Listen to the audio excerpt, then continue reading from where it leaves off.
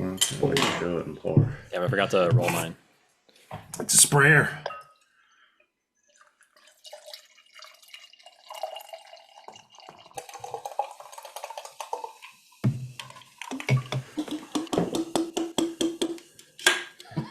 Try and mix it up a little bit. You gotta get all that sugar off the bottom. Yeah, it's pouring like super clear. It should be like slightly Pineapple, cloudy. or is that mango? Mango, yeah. Good job, TJ.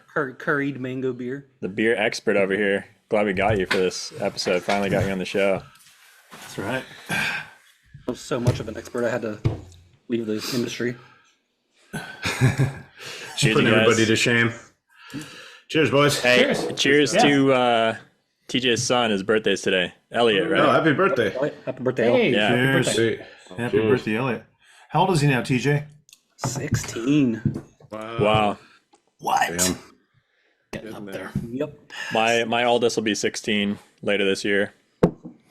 Wow. Pretty crazy. That's pretty Oh, wow. It's like 2/3 your age, 16? dude. I didn't realize she was that old. Yeah, I she thought just she was. sprang up out of nowhere. Jeez. I was like, I mean, hell, I guess that was 19 when I was at your place with Alex. It would have She was, been, she was like a little girl. She was like yeah, it would have been 5. 2018 or 2019 because She was like we were 5. married. Yeah. What they do? She'd have been like 9 or 10. But she was little, and now she's gotten taller. Wow. So crazy. Damn it, I spilled. Poured too much. Mine are 18 and 21, and that's killing me. like, Oh man, that's out of the house, dude. You're almost Yeah, free. that sounds amazing. Yeah, Empty nesting. yeah, dude. Well, you know, your son's 16 already, right? He's 15. 15? Yeah, so they're like all the same age. About the same age, yeah. Hey, TJ, was your son named after Elliot Smith? I can't remember. No. Not Yeah, I've always liked that name. But Yeah. whenever I think of Elliot Smith as the first whatever it's called, the first separation of degree of separation. degree of separation. Well, I decided to crack one from the TF Brewing spot here in Salt Lake City. This is a triple fruited Imperial Mango Gose Sour Ale. I was joking. Yeah. I was trying to make fun of you, and it's actually mango. No, yeah, it's like straight up mango juice. I decided to crack this one. It's almost, let's see, it's from last year, June 21st. So they do this once a year. So I decided to crack my last can of this one since they'll be brewing it again soon. It's 11.2%, but if I just gave you something, you'd swear it's like 5% or less. Like if that, it's a really dangerous one. It'll get you in trouble because it goes down super easily. Nice. how's it hold up after all that time? I was curious, but it doesn't skip a beat. It tastes like exactly the same. What was the date on it, Bennett? June 21st last year. Wow, that's It's a great. summer beer. Yeah, that's fantastic. That was a good crop. That was a good crop year. A good, Seriously. good varietal. Good rains. Have good rains. Yeah. Yeah, mangoes were popping off that year. Oh, that's Good year for the stuff. tropics. Got a No Mo non-alcoholic Nice. hazy IPA. It's less Can than you hold that up again? 0.5, No. Okay. made by Crux Fermentation Project out of the Pacific Northwest somewhere. I don't like it. Ben, Is that And not the Oregon. same as Crux Brewing? it is. Oh, it is the same? Yep, same one. But that does have a little bit of alcohol, TJ. Nothing is completely alcohol free, so be careful, dude. Yeah, no, I'm already feeling it. We don't want you relapsing because of us. I'll be slurring here in a couple minutes. TJ and Yeah, I are drinking I the see, I was non-alcoholics even- are going to be the most entertaining amongst all you idiots. So don't worry about it. You know, like I'm an experienced alcoholic because you put your alcohol in your coffee cup and people just think you're drinking coffee. That's how my high school principal got away with it. There's many a teacher gets away with it that way. Speaking Yeah, from that's how experience, James. Nope. No one know anything about that. Just No, don't look at nothing. my desk. Sweet. We We'll used to keep the have non-alcoholic thing going real quick. I'm drinking. I'm on. Oh, sorry, Jimmy. I was gonna say we used to have a teacher who would smoke in school and I was gonna say this sounded like a good story. blow it up the fume hood. He was a chemistry teacher. Just blow it up the fume hood. There you go. A little bit of roll those cigarettes and some formaldehyde too. Just make it real fun on a Friday. Something like that. Anyway, hop water. So this is one of the bigger companies putting out non-alcoholic stuff. Sparkling hop water crafted with hops, adaptogens, and nootropics, which I don't really know what all these are. Citra, Amarillo, Mosaic, and Azacca hops. A bunch of other stuff in there too. So these, for people out there looking at the non-alcoholic stuff, these are closer to like a water or a seltzer than a beer. So, yeah, so some of the other ones that I've been drinking, like Go Brewing and stuff, much closer to an actual beer in terms of flavor and all that. These are closer to a water, so just kind of buyer beware. If you want that, that's cool. I like them; they're pretty refreshing, but definitely less beer-like than some of the other ones that I've been featuring. But good. This is the lime flavor. I got their multi-pack, so the lime flavor is probably my favorite out of the group. So Does it they're taste all like pretty somebody drank an IPA and then breathed on it? something like that, or maybe like somebody drank an IPA, Poured pissed water. it out, diluted it, put lime in it, and that's what I'm drinking. No, I'm just kidding. It's not. It's pretty good. It's refreshing. I like it. Nice. A lot lighter too. No yeast or anything. Yeah. I think my favorite non-alcoholic was the Brew Dog. Punk as fuck. Oh, I haven't had that one. I had one other one by Brewdog that was good. Their hazy IPA. I don't know if I featured that. Did I do that one? I couldn't remember. I got a couple other in there. You did, Others yeah. in there too. Yeah. Okay, yeah. I think you said it sucked though. Is that one I said? Yeah, you said it was awful. I know It the had, like, high Brooklyn. I know ratings, the but- Brooklyn one. No, that was the Brooklyn one. The Brooklyn one had the highest rating, and it was like, ugh. But maybe I did about the Brewdog too. Go Brewing's been my favorite so far. Mhm. Their double IPA, their Sunshine State IPA, both been good. Always something to experiment with. What you got, Jimmy? So I brought a local one to me. So it's Saranac Brewery from Saranac Lake originally, up near Lake Placid. But they have kind of outsourced the brewing over to Matt's Brewing, just down in Utica. So it's like kind of a big commercial operation, but they do smallish batch stuff for different breweries there. But this is a winter lager, so they're claiming it has wildflower honey and cinnamon in it. 6%, but it's actually really nice. I was surprised at how dark it came out. And it's actually pretty full bodied, so kind of enjoying this one. Okay. What's it look like? Oh, huh. Okay. It's kind of funny. I think like wildflower and honey, I don't think is like winter. I think of that more as like a spring or summer. Right. Yeah. Kind of interesting. I And mean, the I'm not cinnamon I can sensing- see, but I'm not sensing either of those things in this thing. yeah. Belina, For sure. thanks for coming back, man. Yeah, well, thanks for having me. Appreciate it. Borland Brewing. This is a Pilsner. I generally do not drink Pilsners. I'm pretty much a narrow beer drinker between the genres of IPA and stouts. But so far I really like it. So it's really crisp and bright and no weird aftertaste, which is what I really associate with kind of Pilsners. But I know the higher end ones are usually done very well. I'm not that much of a beer connoisseur, but so far I enjoy it.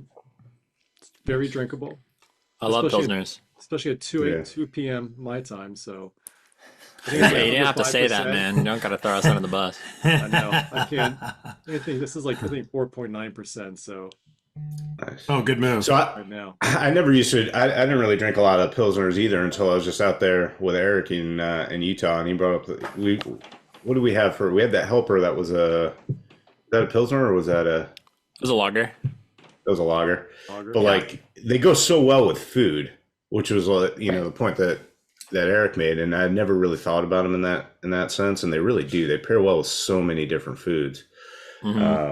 So yeah, it's Yeah, a because good like I love versatile IPAs style. and stouts, but I never like to eat anything while I drink them because it just doesn't blend well. Yeah, it's a lot. Yeah, they're so rich as it is. So TJ, thanks for. Oh yeah, sorry, Bowman. Almost forgot about you. So weird. That's messed up. Such a dick move. Yeah, so Can't you shut this camera off? disrespectful. So I'm drinking a Great Notion, a little bit of a twist on one of their core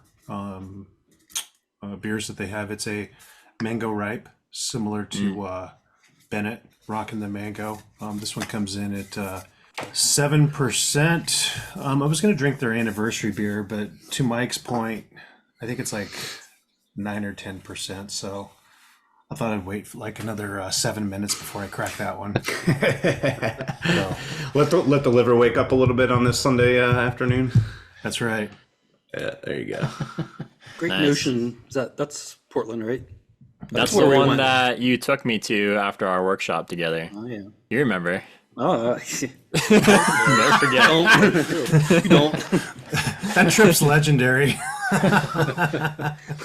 From what I hear. allegedly. I actually teach Yeah. about that trip in my high school classes. There's a lesson in there for the kids. There's a few. Am I the only one who doesn't know this story? I talked about it in either Bellino, I think Bellino's episode. Yeah, really? That was there Alright. too. Yeah. I'll have to rewind. Let's go back. Yeah, to the Bellino tapes. dropped me off, and then TJ took me home. 3 Gotcha. days later, I think that wasn't me. You know, he spent a week there one night. He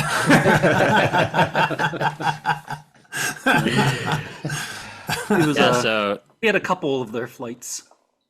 like, wait, it wasn't just one flight. It's like this long. Yeah. He's like Lexington coming. DJ's like, I've never seen a flight like that.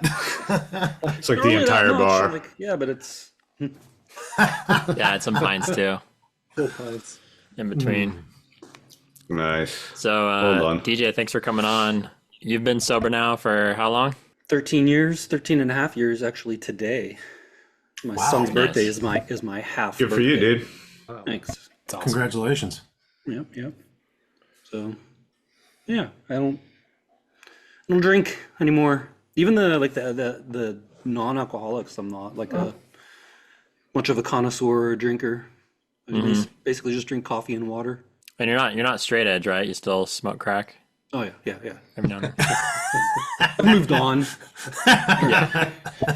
Graduated. but I'm not sure how I like it yet, so I'll report back.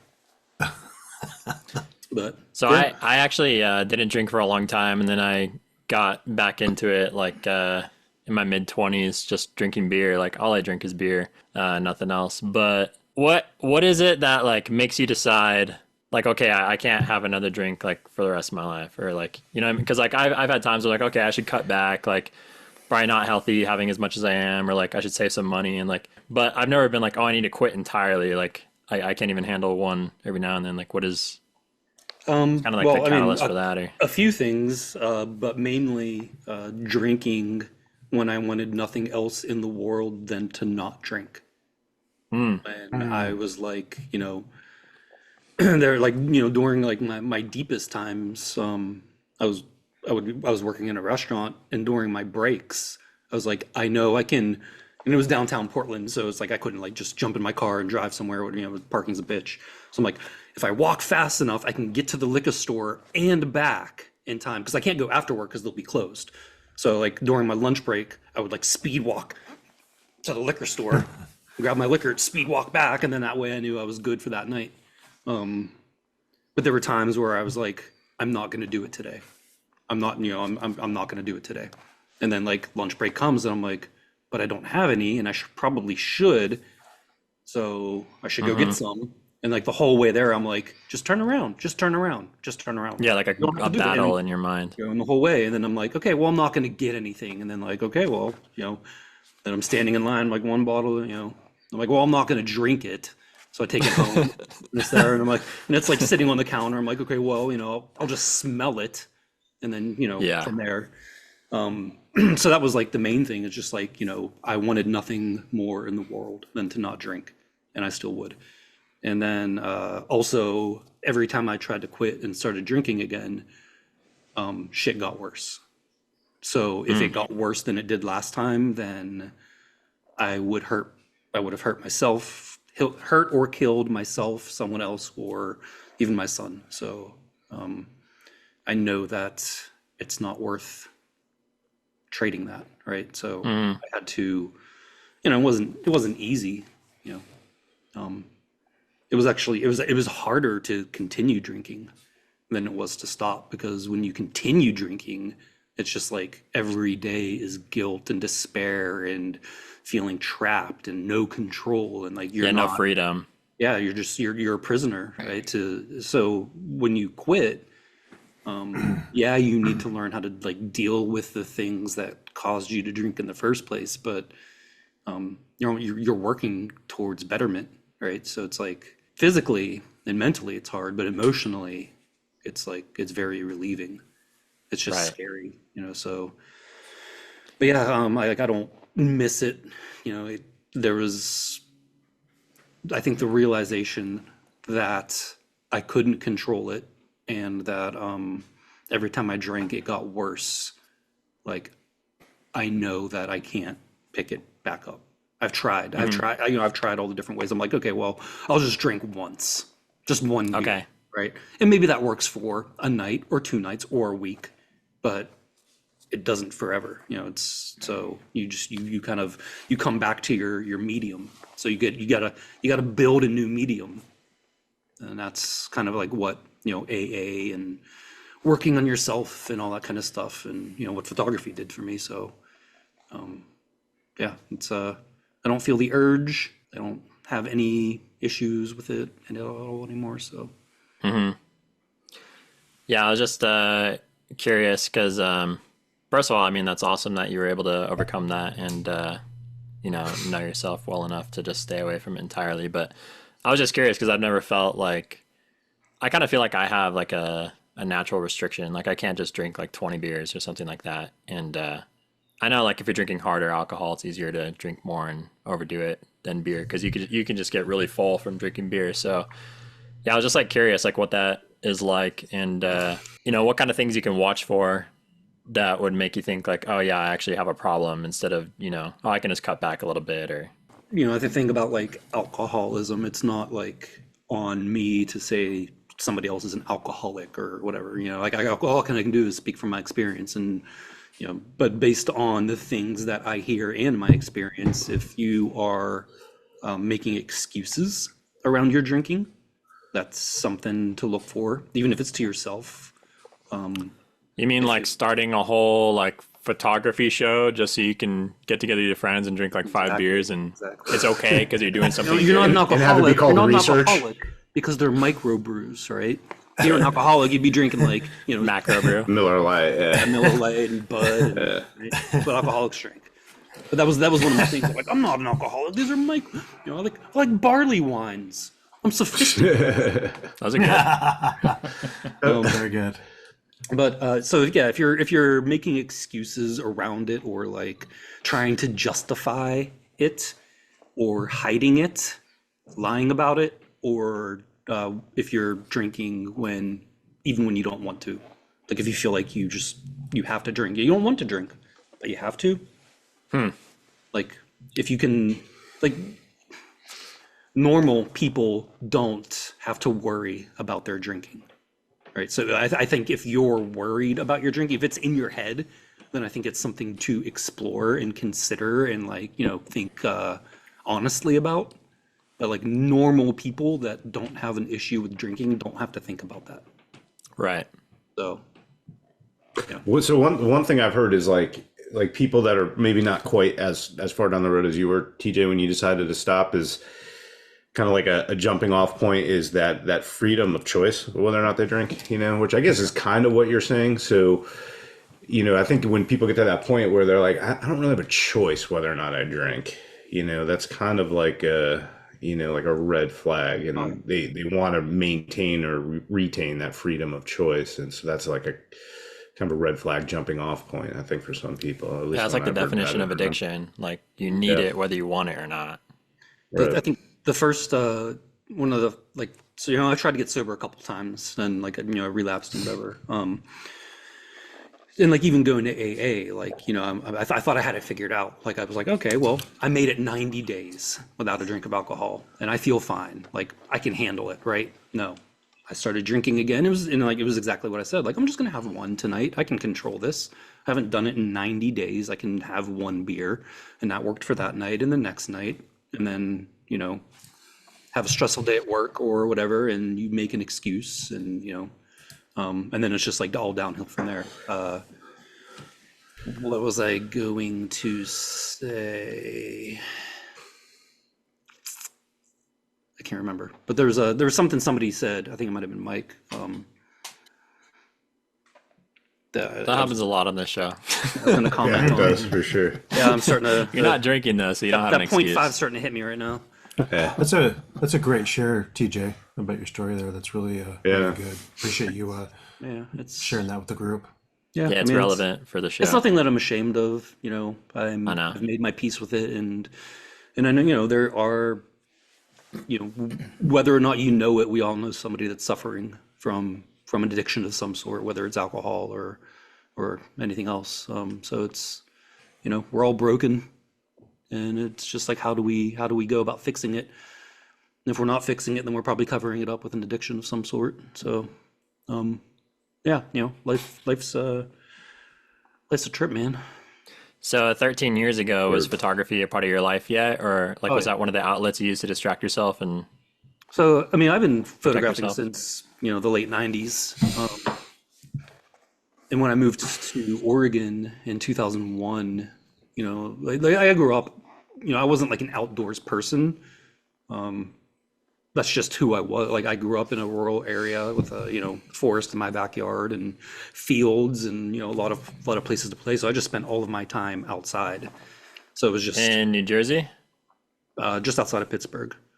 Okay. Pennsylvania. Yeah, Pennsylvania. And then, you know, I grew up snowboarding. I got a snowboard when I was 10, like the winter of 1990. And so, you know, that was like my winter thing, and that became a huge passion for me. And, you know, kind of just feeling like I didn't fit in with that East Coast mentality, or Pittsburgh, or, you know, how hard it was to like get out of the city and find peace in nature.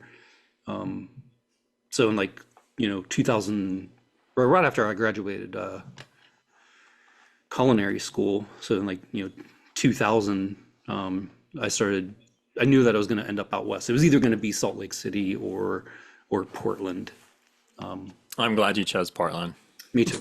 Oh yeah, definitely. I wouldn't be the person I am today if I didn't choose Portland. You know, like moving to Portland, you know, it was like, you know, I moved to Portland because of Mount Hood, because Mount Hood was, you know, back in the 90s, Mount Hood was like Mecca for snowboarders. It was like, yeah, it's where all the camps were.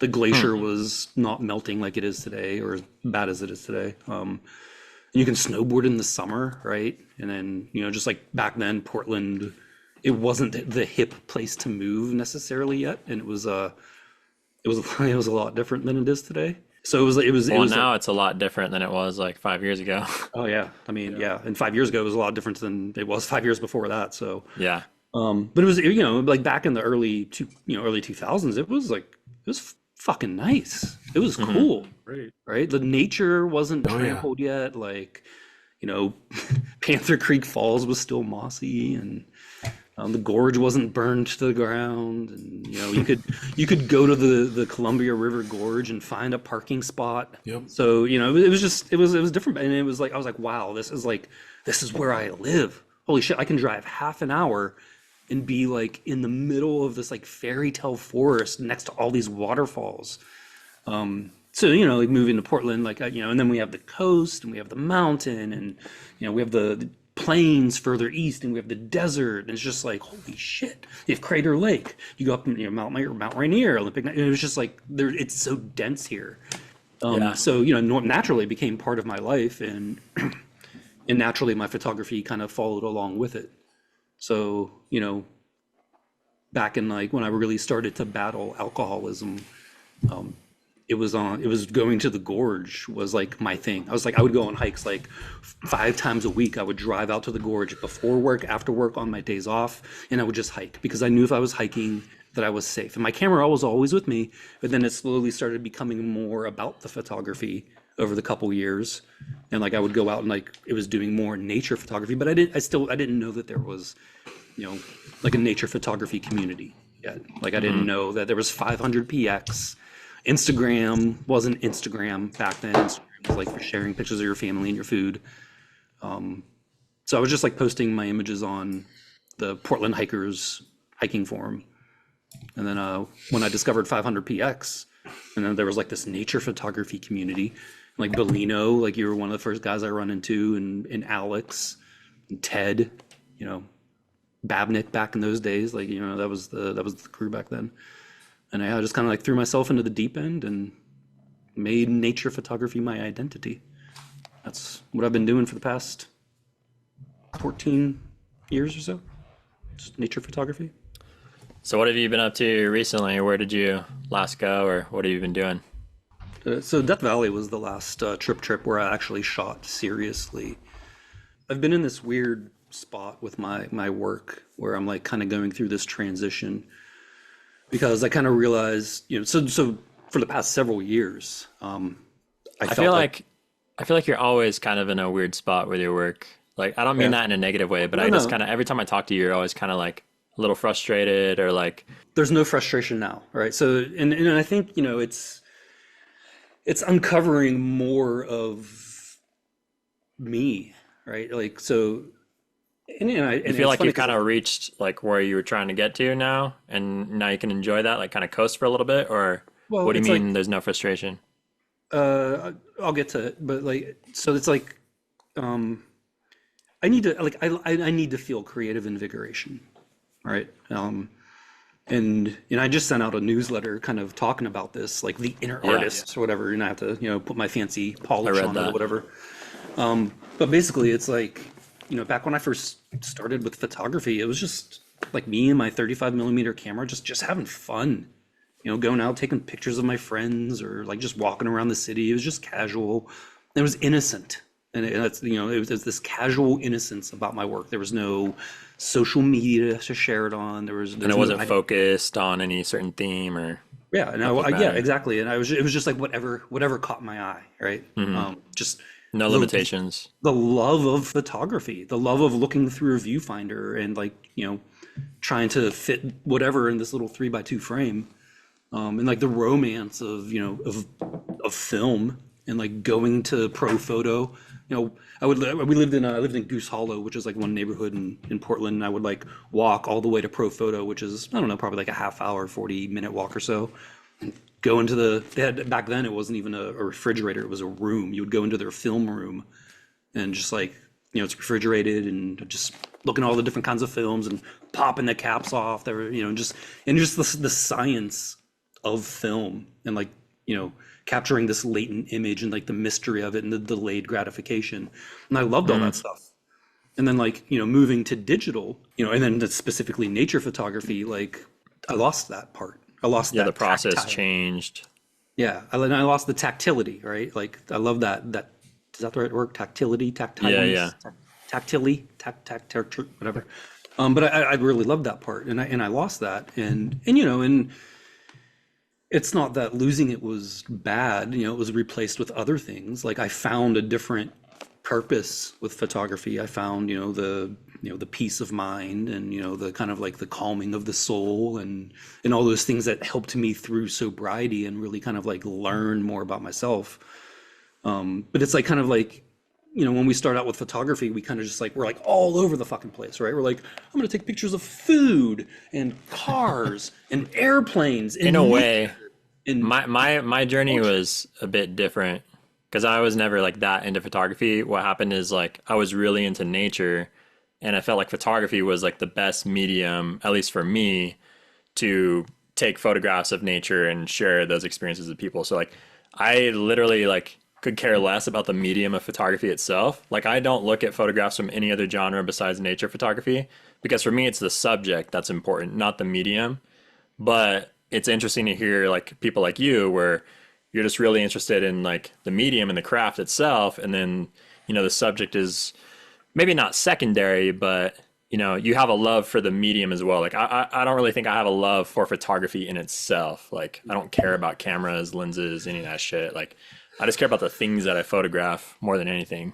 Yeah. I mean, yeah, I don't, you know, I'm not a gear nerd. No, yeah, But I do love the craft side of photography, and I love, you know, the history of photography, and just like, you know, just like there's and, you know, and you know, films obviously getting popular now, but you know, that's where my love for photography started, was with film, and just like the science behind film, and like the technology for when it was invented, like, you know, it is being fascinating. being ahead of its time, and like, and it just like all the different ways of And how it's analog, like yeah, and no like batteries. manipulating chemicals, and you know, there's just it's mind blowing to me. You can like read about the whole process of how it works, but it still like doesn't ever make sense to me. Like how is that even possible? Like that shouldn't be possible, that you can like have this analog camera and it absorbs light and then creates this image on a piece of film or whatever. Yeah, and so there's this I don't, there's a popular YouTuber YouTube channel called Smarter Every Day, and he does like, you know, explains like science things, but he has a film series where he goes to this place, I can't remember where, but they you know, they develop film. They're a lab, so he goes through there and they walk them through like the developing the film, and then he has a 3-part series at Kodak, the plant in Ithaca. Rochester. Is Kodak still around? I thought they completely No, yeah, went out of they're business. still around. No, Okay. Close. but it's like, but Well, they missed out on digital. Like they created a digital camera and then they like didn't do anything with it. yeah, I mean they're I mean I think they'll be fine. You know, Yeah, they're, I'm sure they they're still doing all right. they're still making film for, you know, movie Yeah. houses and stuff like that. And you know, obviously film's kind of getting back into, it's the hip thing now. Right. But he has a 3-part series where like he goes to the plant and they make the film, like down to like where they're taking the polyethylene pellets and melting it into the film strip, and then like layering the chemicals onto it, and like, and just how and it's mind blowing. It's so mind blowing. Right. I could watch all that, but it would still feel like magic to me. Oh yeah, yeah. Oh no, absolutely. Like, and I think that's, you know, that's like that is like kind of like that romance about it, where it's, you know how it works and you know why it works, but it's still still amazing, like, though. it's like fucking like, how did I mean, that's like like nature too, you know? yeah, like how did people figure this out? Like, oh, I'm gonna do this. That's the thing. How does somebody 150 discover years that? ago. Yeah, and it's just like, and like even like food, like who was the first person to like discover yeast? Right. You know, like, and That make it could make leavened anything bread. good. Yeah. So anyway, Yeah, fermentation. we're living a weird time, and here we are I think it drinking was mango beer.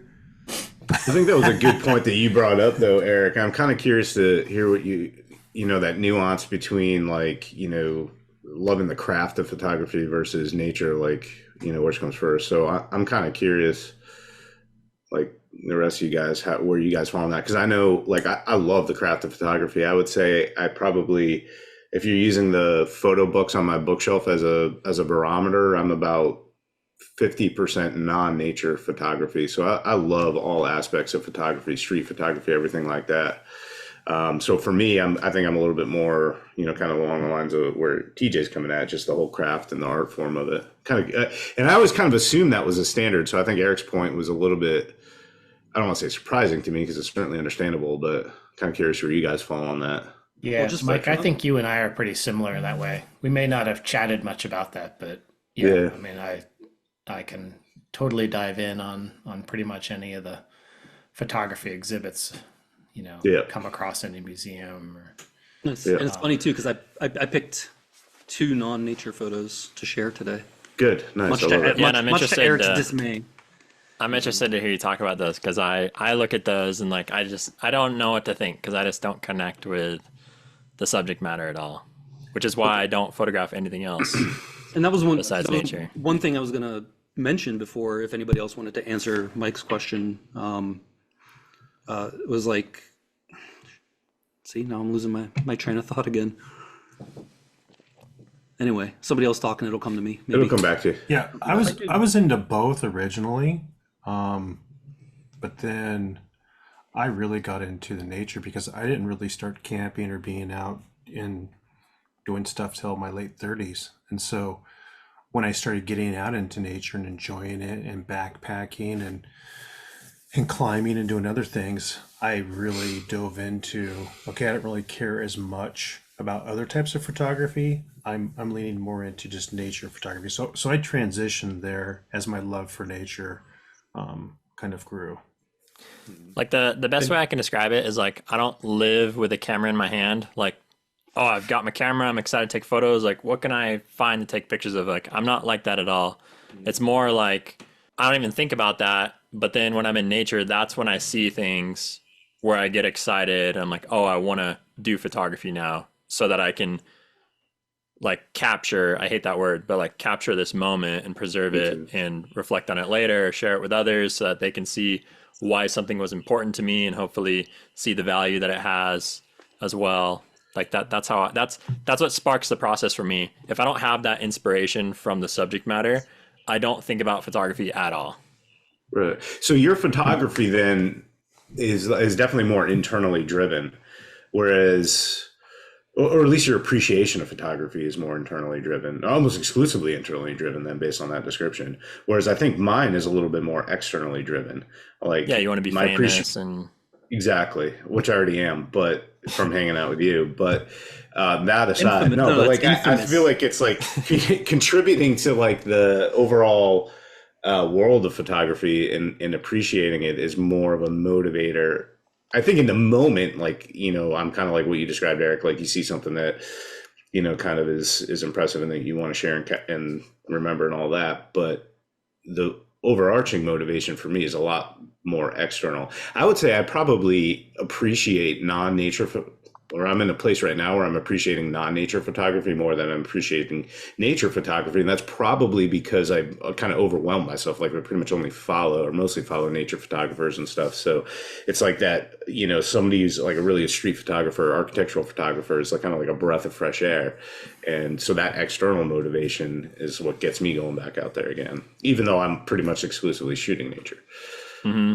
I think to put it like as eloquently as I can, I would say I use photography to express my love for nature instead of using nature to express my love for photography. There you go. Mm-hmm. That works. Let's go ahead and frame it That's my soundbite. So the thing that I was going to say there, it's going to be all over Instagram next week. Yes. Not that This this is t-shirts ordered right now. not that this is Eric's motivation, but you know, I think because you were, hey, I've seen that before. Yeah, you're talking about photography books, so I can grab this. But like, you know, around 2000, when was it? I guess when Instagram really kind of started taking hold, there was like, you know, this nature photography boom, and like everybody was getting into nature photography, and like now, it became you know, it's trendy. Yeah, and it's like, you know, the influencer hip trendy thing now. So, you know, I think there are a lot of nature photographers that kind of come at it from your spot where, you know, it's just like, it just kind of made sense to like, but like, yeah, I don't know, like, because in a way, like nature was validated as a cool subject, you know? Yeah, like yeah. it was impressive and admirable and exciting. So we stamped ourselves. Yeah, and now there's a whole influencer industry around it, and like, you know, I mean, we've seen how popular camping and going outside and van social life and all that currency. shit is. Yeah. So like for me, you know, I think like, yeah, I do love the craft of photography, but I also love the art of it. Like I do love, you know, and I just love creativity. I love people that can that see well. I love people that work outside of like their boxes and take risks and kind of like, you know, come upon their own ideas internally originating. Not that like, not that it's going to be a novel technique or anything, but like, you know, having something originate within. I don't know. I think, you know, I think I'm just in love with finding beauty in the world, wherever it is, and distilling that down. And, you know, and you're saying, you know, like you want to capture these moments and you want to, you know, bring them back to share them with people. And like, that was never really a thing for me. Like it's a necessary thing because that's my job. Right. my photography business is my job. But I get everything that I need out of the viewfinder time. And I've said this before, where it's like, you know, if I get a photo from that experience, it's like a gift from the experience, like a postcard. Like, here, I want you to have this. But it's that's how I feel as well. Like, the experience happens between me and nature, and then the camera is a way of like recording that experience so that I can look at it later on. Like, it's not sharing it with people is just like an extra thing that I do because I have it and because I want to teach them something, hopefully, and change their mind about the subject matter. Again, not the craft or anything to do with photography. So for me, it's like I have these experiences outside of photography, but then the camera is something that I allow into the conversation to, you know, make it last longer. But I also enjoy the artistic side of it, because obviously, like, a lot of times by using the camera, you can see something in a way you can't with your eye.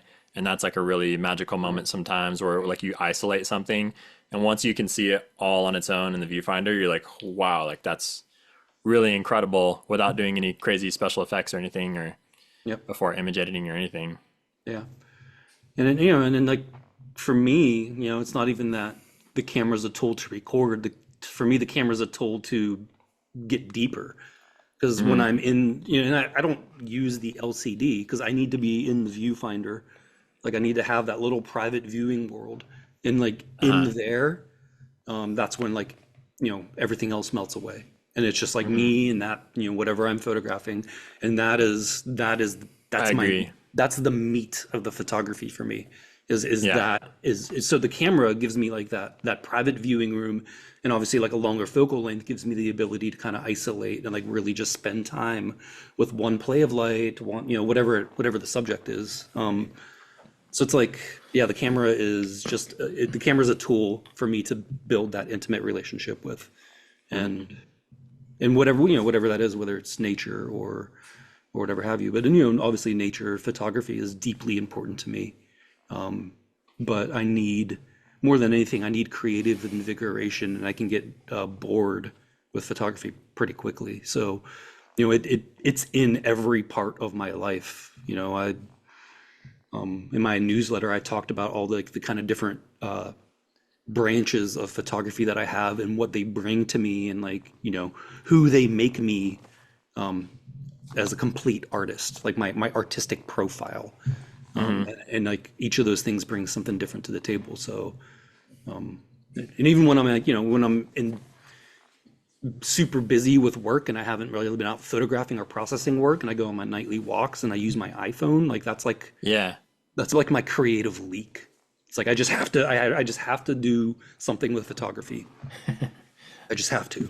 So like something, you know, with my iPhone where it's like not connected to business. There's no pressure. There's no like, you know, I do put them on my website now, which even that I'm not perfect about, but it's just like this isolated little casual thing that just for me that I love. Yeah, for me, like I would never just go out and like I never just go and like do photography like for fun. And it, you know, I mean, like I'm just gonna go walk around my neighborhood and just photograph random stuff just for the sake of doing photography. You should. Like I'm not that maybe your way. work would be better. But no, but it's like I need that excitement. Like it, I'm really dependent on the subject matter, which for me, the only one that interests me is nature at this point. And so without that, there's like no inspiration. There's no, like, I never preconceive any of my photographs. I never like go out looking for something that I created in my head. Like I'm always just reacting to what nature presents me and then photographing it as a way, like you said, to connect with it further, to immerse myself in it more, study it closer, and you know, kind of respond.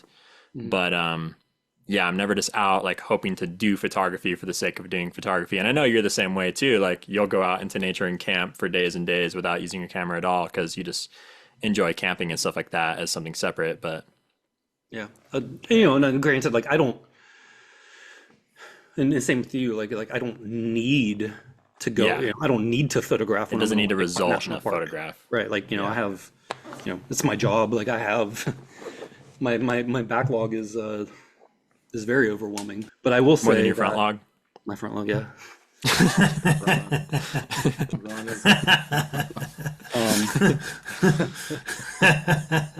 Speechless.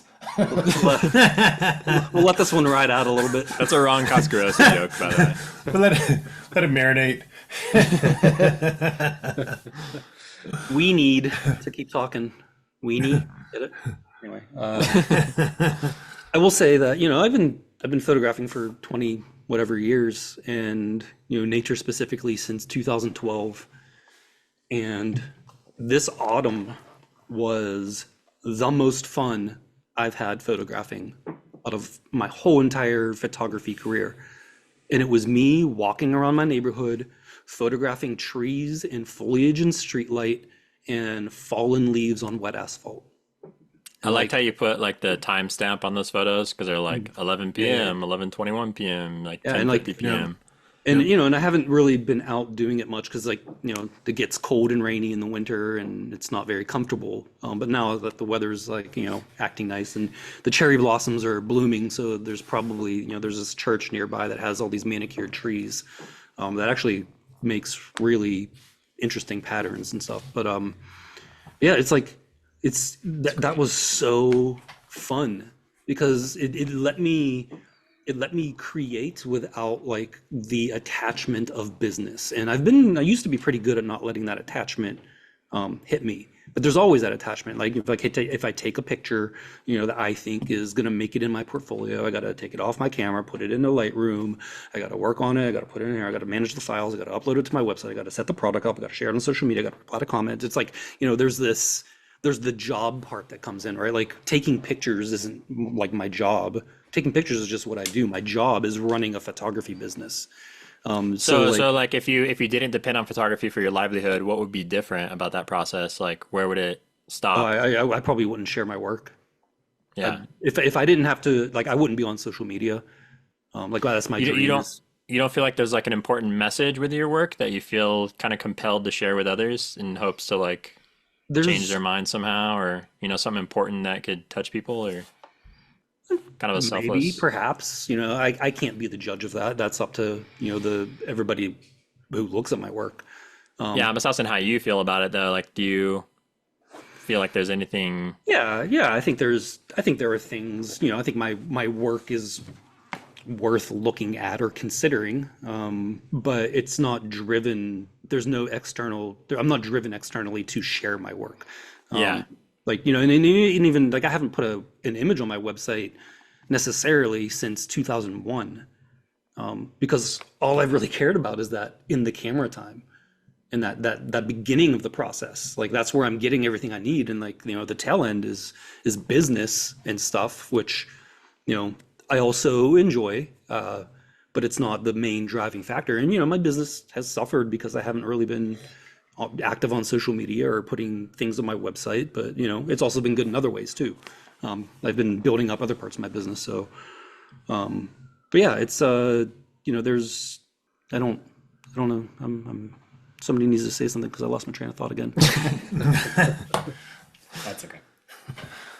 What were we talking about though? Well, you were talking about like it was nice to just go out and take those photos on your iPhone because it wasn't attached to business at all. It wasn't attached to business, and it was practice. Like it's fun. I enjoy it, but it was also practice, right? Like I'm like using different. There are different trees that are getting hit with street light that are in different layers and different tones, and then I'm photographing it in black and white and just paying attention to tones. I'm literally just practicing composition and like perspective and fitting things together. Like one of my favorite things to do was like to find an edge of one tree and an edge of another tree and find the area where they kind of like best fit into each other, like a puzzle. Mm-hmm. And a lot of times that was like literally like with my iPhone, like moving it like an inch up or an inch down, or like just tilting it this way or that way. And like just that nuance and perspective and like the impact that can have on a composition, that's all practice. And the other part was like thinking in inversions. I've been doing a lot of inversions lately. So, as I'm photographing with like a preconceived inversion in my head. And like it's tonality or like flipping it? Tonality. Yeah. Yeah. So, and that's all, I've been photographing forever, but, you still need to train your eye and hone your skills, and that's how I've been doing it, and I've been loving it, and I do think it's been paying off in my nature work, in my serious work. So in that case, like, is the subject matter like almost entirely irrelevant, and it's more about the materials, like artistically, like, you know, the lines and you know, the basic visual elements of things, rather than like what the things are themselves, like whether it's a tree in a park or a street lamp or a sewer hole. Like, it doesn't matter. It's just all about like the shapes and things like that, like the raw elements that you can organize. Yep, exactly. And you know, even you know, last year I went to Yosemite, and I got there late on my first day, and Bill and Alex were at the hotel, so I met up with them. And after leaving the hotel, I went, you know, to the back of the hotel where the Merced River is, and just like the way this light was casting this shadow on the gate, or casting light on the gate, and then the gate was casting a shadow on the pavement. With the fallen leaves and everything, and like the curb, and just like how it was just like all very geometrical. And I spent like an hour just out there stoned out of my mind, listening to music on my headphones and like rocking out, just like taking pictures of like this shadow and this curb and these leaves on the ground. There's even like that in my neighborhood. Like I'll just like put my headphones in, I'm out there, and you know, I'm a night owl, so I was out there, you know, after midnight, 1 a.m. And there's this one section that doesn't have a sidewalk, and there's a hedge there, and all the specular light from the street lights on the leaves of the hedge, and like the different patterns that you can find in the hedge, and the different tones and the different colored leaves, I would play with. And then but I would also like do like ICM with my phone. So I'm out there at like 1 a.m, you know, with like, you know, I'm tattooed up, and I'm in this like HOA neighborhood going like this.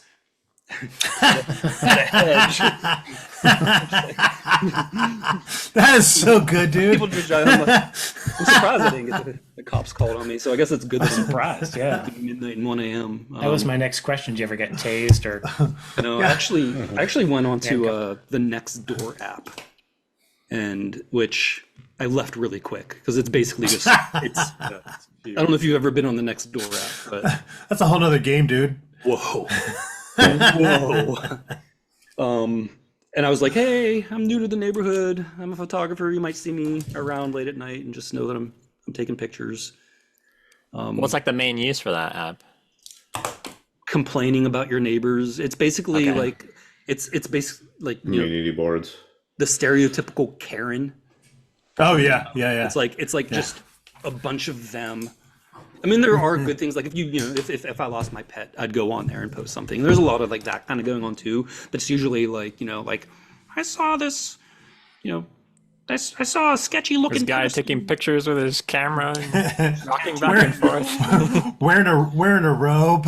looking at his phone. But it's funny because like, and then there's this church, and it's like it has I love the church area, and like, but I'm like, you know, just hanging there like late at night, and I'm always worried that I'm gonna get the cops called on me, but it hasn't happened yet. And I just sit in their little courtyard and smoke my weed, and yeah, it's good. It's been I a good haven't gotten time. the cops called to me in a long time.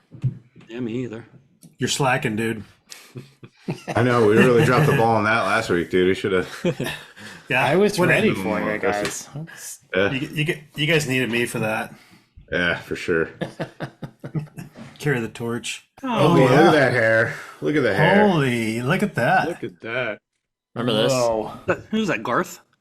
With the glasses? Looks alike. Dude, I hated wearing glasses. That was the worst. And that was a good trip, That's a great Yeah. trip. except for my chaps. I knew you were going to bring that up. That's why I wanted to share this. I have to. That's It's such like a good the best- story. It's the best story about it. But anyway, so this is me. So that's Eric on the left, and then me in the gray, and then next to me is Ted Gore, and then that's Bellino in the blue. And we that's in the Enchantments. That's at Kolchak Lake in the Enchantments. And it was gonna be like a big group of us. It was gonna be Alex, Shane Blum. Shane Blum, and Kibbins, and Oh, Kibby was going? Kibby He's gonna go. he was That gonna would have go. been amazing. So many yeah. stories were missed. So many stories. From him not But being- so before going on this hike, I bought lip balm, but I forgot it in the truck. And then it was a good trip, but it was like I was super out of shape. It was dumping snow for like 3 days straight and freezing cold, like single Freezing digits at cold. night. And- Our water filters were freezing. My water bottle was freezing in my jacket. Like I had it right here in the warmest spot possible, and it was still freezing while I was hiking and stuff. Oh my god. And so my lips ended up getting chapped, and I didn't have like any lip every- balm. Every Nobody had night when lip you're balm. eating dinner, you'd be like, "Man, my lips are so chapped. Like I Yeah, wish 'cause I I- had chapstick. Like, are I had you the guys pad don't have any thai. chapstick? I had Yeah, like the Mountain spicy. House pad thai or whatever, and it was You only spicy, got so it pad was- thais.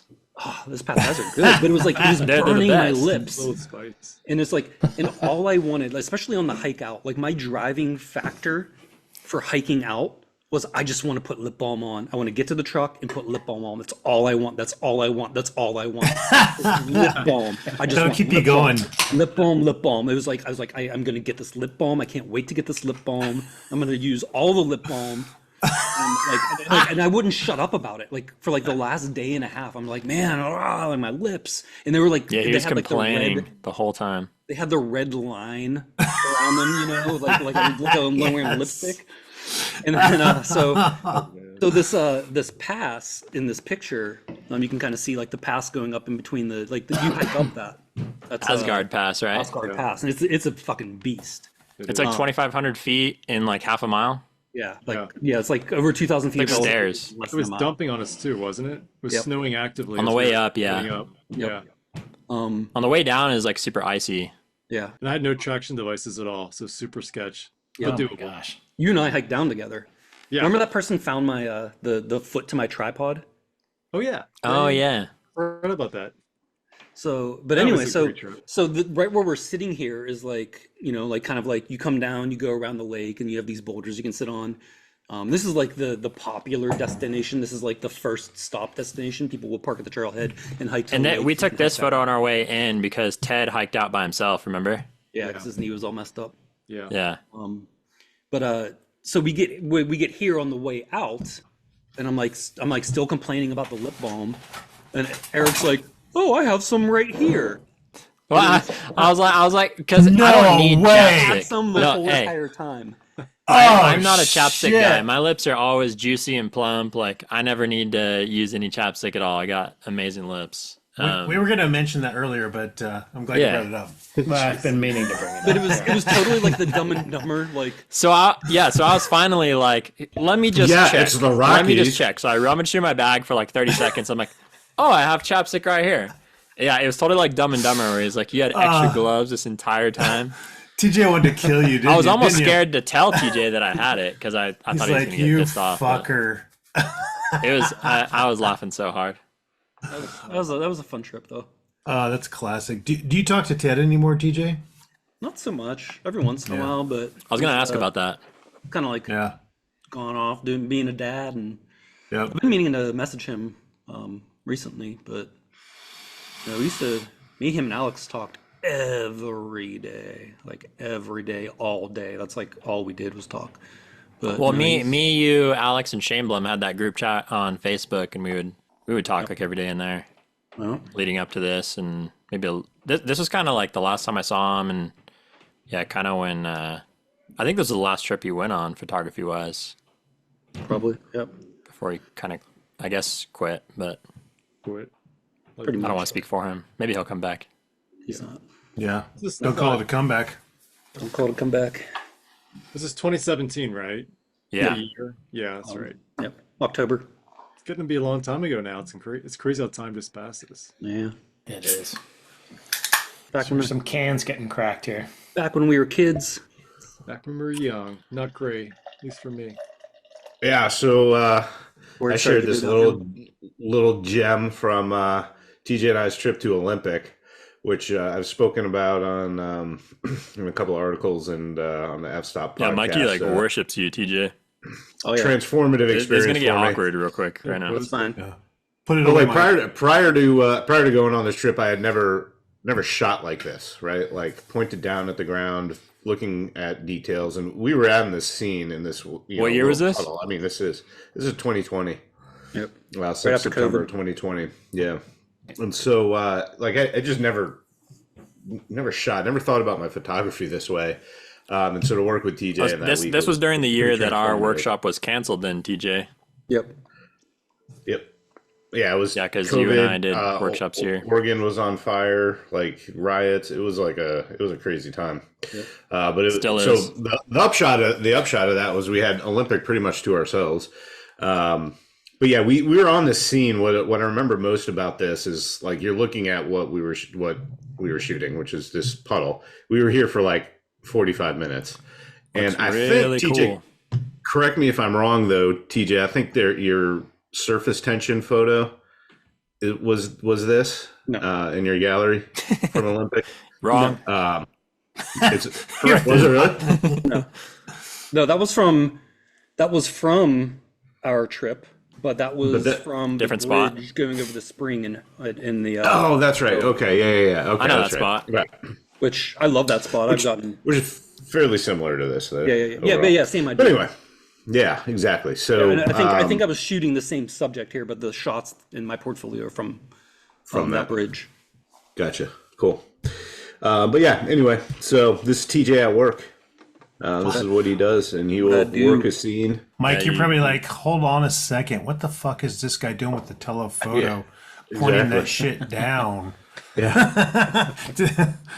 And I didn't even own. I had like I think my longest lens at that point was a 105, and I had rented That's a 70 embarrassing. 70 to 2. I know, right? A 70 to 200 for the trip. But yeah, 105 is like a wide angle for me. yeah, it pretty much is now. I mean, It's like, I have a, whoa. So much. Yeah.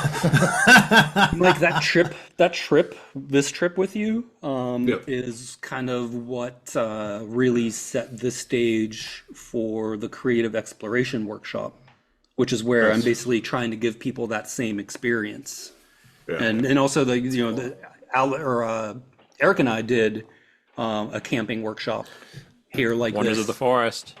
But I'm changing the format from what Eric and I did. But Yeah, kicking me out, that getting rid of Eric, and then pretty much. That Well, I was the mean, you're the one, biggest losing You're the the one dead that weight. can't- Good call. you're the one that can't keep it in your pants and ends up having like a kid every 6 months. Utter on that speed pregnancy.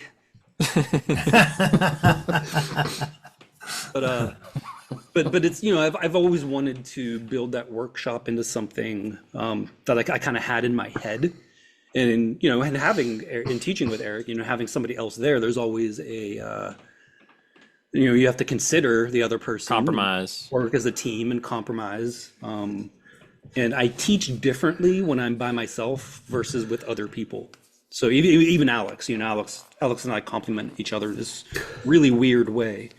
But I really enjoy teaching by myself. I feel like that's when I do my best teaching. So like doing this workshop by myself and coming up with like the exercises that I've come up with and like kind of like the structure and the format of the workshop, it's a lot more intentful, and a lot more of like it's challenging, I guess. I brought in exercises that challenge people. So it's not just like, hey, let's go here and see what we do. It's like, this is what we're going to do now. You have to do this, and then we're going to talk about it afterwards. Sounds And then creepy. the next day, we're going to do something else, and then we're going to talk about that afterwards. And the next day, we're going to combine the two things and then talk about it. So it's like a lot of shit like that. Nice. Yeah. Yeah, this is an awesome experience. It was a good trip. So this is a video that I'll put into the episode. These screenshots clearly show how I destroyed TJ in a public tripod collapsing competition. No warm up or anything. You I look think like a goddamn friggin' mountain man, Eric. Jesus. Look how mine is just like fully collapsed, all neat, and his is like still full mast, and yeah, he's got it between his legs. he's got that cheap tripod. It's like made out Really of right stuff. Q-tips. Mine had a center column too, so extra step there. Whoa, easy. Ooh, yeah. Easy. Yeah. Yeah, I'm not good at the tripod collapsing competition. Clearly, We've TJ expanded. still- We've still expanded hurt. our games, our events. Now The, we have lens cloth. cloth. Whoever can throw a lens cloth the furthest. That's a good one. Ooh, that is a good one. Yep. I'm gonna next year. I keep trying to. I can't get anybody to actually do it, but the blindfolded run in the dark from the mud flats to the highway in Death Valley across all the rocks. I think that'd be a good one. The tripod obstacle course was fun. What about like drinking lens cleaner or something? Or there's got to be other stuff you can do. No. Well, the inside ones are blowing a lens cloth across the table with a rocket blower. Okay. And then I'm gonna bring. I forgot it this year, but I have one of Ted's old tripods, and we're gonna have a tripod throwing competition. So it's kind of like the hammer throw, where you like have to like spin around and Dude, that's it right there. But that's kind of like you're kind of scared to throw it as hard as you can because you also don't want to ruin your tripod. So it's like two things. Yeah. Well, I mean, this is where we use Ted's old tripod. Okay, everybody gets to throw the same one. They don't have to throw their own tripod. Yeah, and we'll take donations too if anybody has a tripod that they want to donate to the I might have one. Nature Photography Olympics. I got one that's a boat anchor. This thing's made out of steel. Dang. It's old school. Old school Manfrotto. It's green. It's like a freaking tank. It's got like the Good for panhandle. beating off getting bears away from you. And Oh yeah, this thing's a freaking savage tripod. I've got Yeah, that actually is a good somewhere, weapon if you're ever in the field and a shady character is approaching you. Just yeah, we grab the were just tripod. talking about that. Yeah, you almost had Yeah. that. We were out on doing the bridge, like the bridge in the most random spot a couple weeks ago, and these two dudes just kind of like Start walk up bum to rushing. us, like, yeah, I'm like, They were bum I'm rushing like us, keeping dude. an eye. Yeah, it's like Eric was between them and me. I'm like keeping an eye. I'm like, this is gonna go one way or the other real fast. They just walk up to you and they're like, Not a place other people would stop. they walk You up to you, have pretty lips there, boy. Yeah, you sure do have a pretty mouth. or were they like, we shoot film? They wanted me to take a picture of them with their phone. Really? But Tourists. it was Yeah. like we were on a bridge and like I mean was there was really colorful random. brush, but it wasn't the type of thing that like a non-photographer would appreciate. I mean, there's just no other way to put it. So the fact that they were parked and walked probably like 100 yards over to where we were on this bridge on a relatively busy road was like the weirdest fucking thing ever. Dude, that's just how it is. When we do our work, I mean, you shot in Death Valley or national parks. When we were in when we were doing our workshops in Death Valley, especially the second one, we had a lot of like really, we have a lot of atmospheric. So we were just kind of like driving around, getting elevation above like the playa and stuff in the basin, and we would just like pull over in random spots, and I would like, all right, how many are we gonna catch? Because like other people tourists would see Yeah, they just there, stop and they would pull over and get out and be like, ugh. We're like, yeah, we're shooting like 1,200 millimeters. That thing way over there. It was just like, it was irritating. It was so irritating. But yeah, And they always assume it's an animal. They're like, Yeah. Yeah. what was it that guy asked that other guy the other time? If He we was saw "What-" like any bighorn sheep, yeah, they just assume you're photographing an animal because what else could you possibly be wanting to photograph? and if they like don't say anything to us, like right when they go to get back in their car and drive away, I'll be like, oh, there are babies too. that's always a bonus. Just make them feel like they're missing Babies. something. Give me some of those babies. over there? Just They're mating. seeking their FOMO. They're mating. Hey. Like, what's mating? Like, oh, there's two people over there. Well, while Eric's pouring, I'm gonna do a little thing here. Got a Brewhouse Void Nectar going here. You drank that one last time. I did? Yeah. Okay, let me chug it real quick and grab another one. Hang on. Good call. I don't think it What was did the you only just, thing you drank that night. That's what I was implying.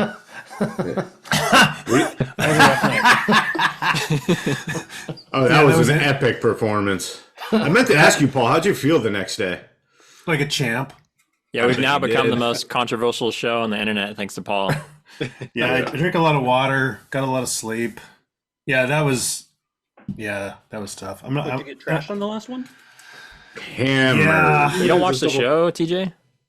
I told you, I don't. No, he's busy, dude. I don't He consume. doesn't have time for our photography nonsense. content.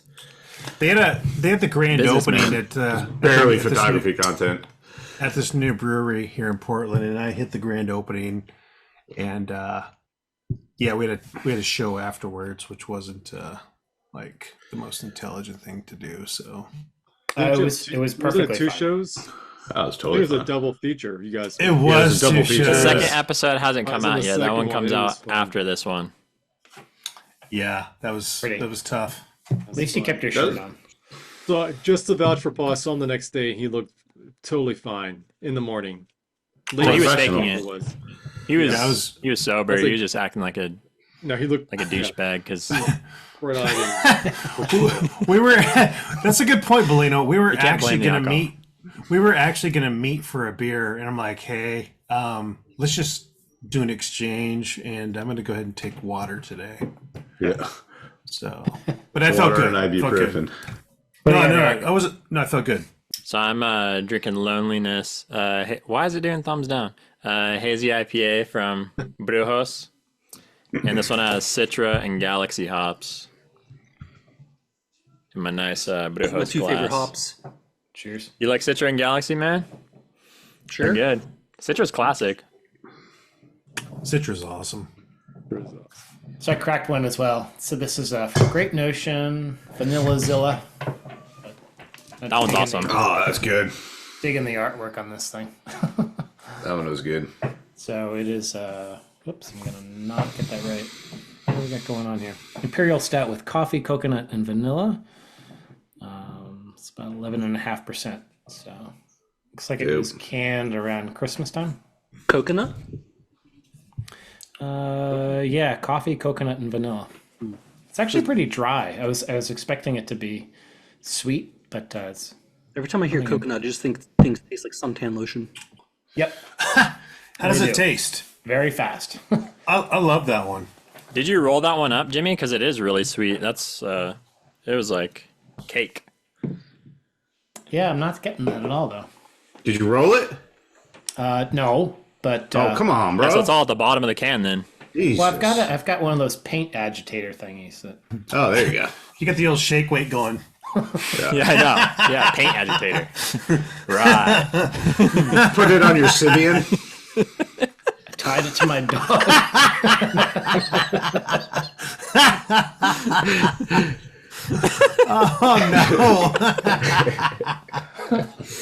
Yeah, no, Yeah, it's TJ, not I don't know sweet. if you watched Alex's episode. Did you?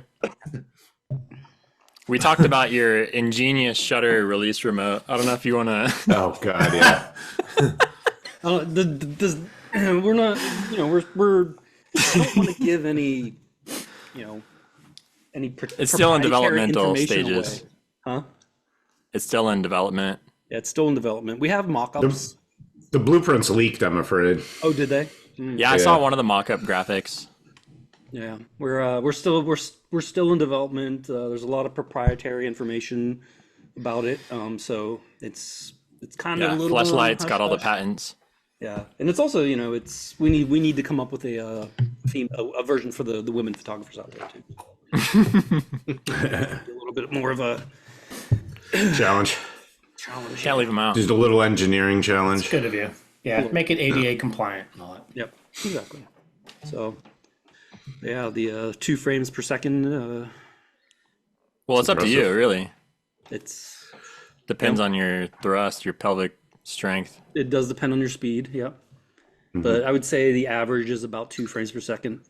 I think professionals would be higher than that. Yeah, with more experience. Yeah, like if you can do more than 2 frames per second, like you're probably making a living Yeah. Doing something. doing something. So, but yeah, no, it's I mean, I don't know. You're the one that you know how many people watch this. I don't know if we need to just beat around the bush or if we just need to say it for the people that don't know hadn't seen Alex's episode. They We can could go check reference it them out. to it. They can go check it out. You'll put a timestamp in the. I think it's an hour 2.5 or something. Yeah, it's definitely worth checking out. Let me pull these up too so I can look at them.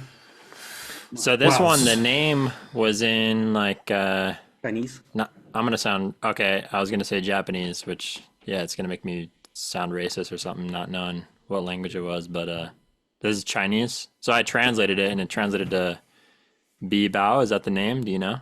The username Photographer. BB Okay. BIBI 14. What is it? Let me check my. I thought you would pull up their other thing too. Hold on. Yeah, this is what Google Translate provided with the characters that I put in. But yeah, they don't have a. I asked them, I was like, if they had a website. They said they don't have a website. Okay. But they do a lot of. So, like, I know you guys want to talk about like photos themselves, but I've been kind of in my head looking at things more as a whole, and thinking of things more as a whole. So I think just this person in general, BB 1411 is their. Yeah, we'll link them in the show notes. We always do. But yeah, they do a lot of experimenting with double exposures, multiple exposures, and blend layers and textures. I'm really into textures and color play a lot lately. So this is just the kind of stuff that's been speaking to me. Is this little bit more off the wall experiments with colors and textures. But you were saying you don't ingest very much photographic content lately. Is that intentionally or just not in the mood? Both. Trying to be celibate? No, not trying to be. It's just I don't. I photography is involved in every part of like it's all I do. It's all I think about pretty much. So when I'm not doing things with photography, I don't really want to Last thing you want to think about. focus on photography. Yeah. So I don't know. It's just I open Instagram like probably once a day for like 3 minutes and then I close it. I just don't look at much photography. I don't watch much with photography. It's just kind of where I am right now. Trying to focus on figuring myself out, but yeah, no, I do like obviously still looking at photography. I just don't listen to many podcasts and all that kind of stuff. Yeah. No, it's all about balance. You know, otherwise you can get burnt out really, really fast. Oh yeah. This is a killer pick, TJ. And I just, while we're sitting here talking, I was like rolling through his Instagram and man, he's got some amazing work. Very good share. Yeah, it's just the play with, thinking outside the literal and playing with color and textures is kind of, I've been into that a lot lately, especially colors, because working with colors outside of what is given to me is very intimidating for me. And that's something that I'm trying to put a little bit of work into on my end, is kind of getting a little bit more comfortable with color work and shifting colors and stuff like that. Mm-hmm. Like stepping outside of the natural boundaries, kind of. Yeah. So like, and in tones in general, like, a lot of inversions. I've been in some really fucked up curves lately. Actually, I made a joke, or I don't think I posted them. I was sending them to Alex. Here, I'll see if I can show you one of my joke curves. Like if you're not doing this to your photography,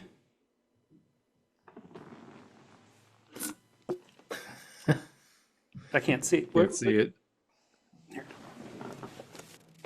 Oh. Oh. This better be worth it. Where'd you go? Okay, there you go. This is weird. It's like that's not recognizing the screen. Anyway, yeah, I was trying to make art with curves adjustments. It's just Send me a screenshot and I'll throw it in. Yeah, I'll Just send text it it to me. I'll text it to you right now. I'm just looking at Bibal's work. It's really pretty amazing stuff. Yeah. You kind of edge on monotone, but then there's like this really cool splash of color. Yeah. For sure. Yeah, I like that understated kind of a style of it all. It's like, it's not the kind of stuff that like screams at you or like demands your attention, but if you give it attention, you're rewarded. Yeah, and that's I've always been into textures and details and especially like high frequency details. I really like that kind of stuff. So yeah, I like seeing people play with it. Yeah. And It's all not super- relying on necessarily the inherent beauty of like, what's directly in front of us, but taking the things that they enjoy about something and finding a way to make it work together. It's a cool vision. I mean, looking at something and saying, okay, I'm going to do this is pretty cool. Yeah. you know, And part of me- how- yeah, And part of me wants to it's- get into that a little bit more too, just like, kind of pushing, because like I said, I've been photographing for a really long time. And once, you kind of get the hang of it, you're just kind of like repeating the same motions over and over again. So trying to expand my horizons beyond, the literal and the typical, at least when it comes to me, right? Like even water, like, I will never not love photographing water, but I've photographed it so much that like I kind of know what to expect now when I see a water scene. I'm like, oh, okay, this is gonna, there you go, yeah. Yeah, it's crazy the variety because it's all technically the same subject matter. But we talked about this book too. We featured it on another episode where we all featured different photo books that we really like. And like I mentioned there, the variety of subject matter and style and everything. And yeah, just the content is really crazy because it's not redundant at all. Every single image is super unique. And eventually it does reach a saturation point. But so it's like I need to I feel like I'm just kind of doing the same thing over and over again. Like, oh, cool, go point your camera at some water, you jerk. Like asshole. Like, oh yeah, you're such a good photographer. Just go point your camera at water and click the shutter and art. I watched you do that for like 4 hours straight too in our workshop. But and I that was and bored to that's death. that's the thing, right? It's like that's like that it just draws me in and captures me, and that's where I get that the whole reason I photograph. That's where I get that. But there at some point I lose that creative invigoration, and it's just like it's repeating the same things over and over again, which does have value. But I still need that creative invigoration. So then I start thinking like, well, what can I do? What are these tools in my creative tool bag that I can use to interact with this thing in a way that I haven't before? And then I just kind of like start, well, what if I tried this? And what if I tried this? And what if I tried this and then this? And I just kind of start mixing and matching. And that's when I'll uncover like this, kind of like a new to me technique that originated within just by like kind of like meandering down the paths and opening up this door and then that door. Yeah, you gotta experiment. Yeah, Do just experiment. do you think it's evolution or exploration of like your photography, or just like a combination of the two? I think it's a combination. I think evolution is more based in, kind of just more internal stuff. Like your tastes evolve, you change as a person, the things that are going in your life change, the reasons that you go to nature might change, the things that you see. It's like I feel like we're always changing as people, and I feel like our work should change with it. And I know that like if there's friction in my process, it's because something changed and I didn't change with it usually, right? Like, so I'm just You're not aligned. I Yeah, like I'm doing that. the same things I that like I've that a always- lot. I'm doing the same things I've always done, and I'm getting this result that isn't giving me what I actually need. And Right. for the past couple of years, that's kind of where I've been. I've had like these points of friction and these like things that I couldn't reconcile within my Yeah, it's like the process. frustration I was alluding to. Yeah, and before, so it was like so anyway, so I think that's where evolution comes from. Your evolution comes from like the changes in you as a person and your life experiences, and the experimentation side is like, how do I kind of find that path that like I need to be back on. So when you're like kind of like if you yourself goes this way in your evolution, and like your photography is still going this way, then you need to like start exploring around this area so that you can find your way back over here. This is like, I guess, kind of how I look at it. But then it's all like it's And I kind of envision it as a spider web too, like this web where like everything's kind of like interconnected, but this web makes us who we are as artists. And I do a lot of exploring with that stuff. I know it's not everybody's cup of tea. Some people just like to, they just enjoy going out into nature and taking pictures and Yeah, they don't need much else. that's completely fine. But like for me, like I need to like understand this, like the deeper side of it, and I want to make sure that like I'm getting the things that I need in order to like make me feel alive and appreciate life and feel fulfilled. And I guess that's part of that. So you were really into this water shit for a while. What like creatively arouses you at the moment? Still water, just Okay. doing it in different ways. I haven't photographed much lately. I'm more and more kind of just getting more and more interested in kind of like my back to my roots and being a little bit more casual. I do want to find, because like I want to find a smaller, more compact camera that I can carry with me all the time. Maybe something a What do little you have bit right now? With the Fuji. of the, what am I on now? I have the R5. But like for more of my casual stuff, so like this is like my casual camera that I like if I'm gonna go out in Portland or wherever, go to the beach, and I don't really want to do photography, I'll just take this camera, which is a Pentax K1000. And what I like about this is it's the complete opposite of what I do. It's like So is that a DSLR or a film SLR? it's film. So Okay. it's film. It is, everything on it is manual. There's no automation to it whatsoever. It's a 43 millimeter prime lens. So it's like the complete opposite of like the R5, which is like one of the most technologically advanced cameras out there. Digital, where I can just like, spray and pray. Long telephoto zoom, like the R5 is like, that's like my serious equipment. So if I want to like have something a little bit more casual, like I don't really want to water down my equipment that I use for like this more serious side of things. So Why do you like- think that even matters though? Like why can't you use whatever camera for whatever you want to do? What do you think it is that changes? I need because it won't feel casual. If I have my R5 with me, like So you have like a that- mental association with the equipment. yeah, that the R5 is connected to my serious work, and like and it's bigger, and I don't have a prime lens for it, and it's like it's a hefty piece of equipment More that you have to- cumbersome, like cumbersome that takes you have more to worry effort. about. Right. Yeah. So, but one of the things that I'm trying to work on in my process is spontaneity, and this camera is not good for spontaneity because it's all manual. So Right. if you see something, you're just like, oh shit, you can't just like pull it up, get autofocus. You're gonna be take a reluctant to shot. experiment because it costs more money to take photos and you got to develop them and Yeah. can't get So instant feedback. So I've been considering getting a film camera that does just have at least autofocus, because I am getting older. My eyesight, seeing the sharpness in this little ass 43 millimeter viewfinder, I can get pretty close. But anyway, I feel like I want something that allows me to practice spontaneity a little bit more. That's not my cell phone. Something that feels, I need that tactile.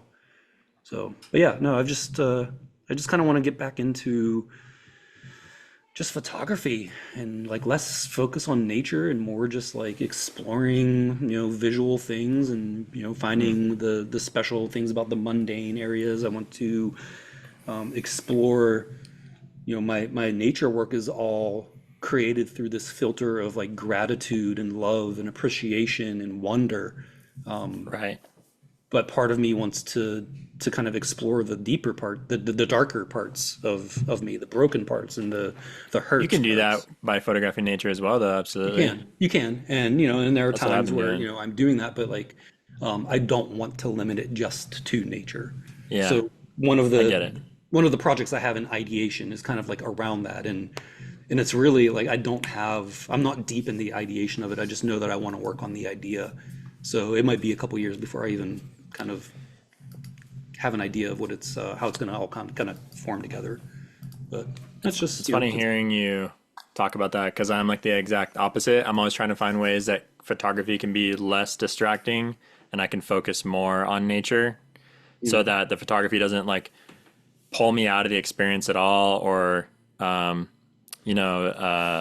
like dilute my concentration or like the way that I emotionally react to the things that draw my attention. Like I want the photography to be like the least distracting as possible. And I don't even want to have to think about that. That's why I'm always trying to simplify my photographic process, gear and steps and things like that. I don't like to be super technical, like only focus stacking if I really have to, because I'm just not that into the craft where it's like photographing like for the sake of photographing just isn't that interesting to me, if that makes sense. Yeah, no, and same for me. Like, I don't necessarily photograph just for the sake of photographing. But like and that's like that difference between you and me. It's like, you're saying like you don't want photography to be, the distraction to the nature. And like for me, like photography is what helps me build that connection.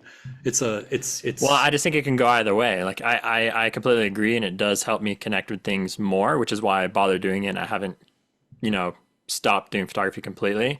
But it can easily become a barrier and a distraction. We've all had clients where they're fiddling with their gear, trying to switch a lens or something, and they completely miss the moment. They don't even know what happened in front of them because they're so caught up in trying to work their camera and stuff.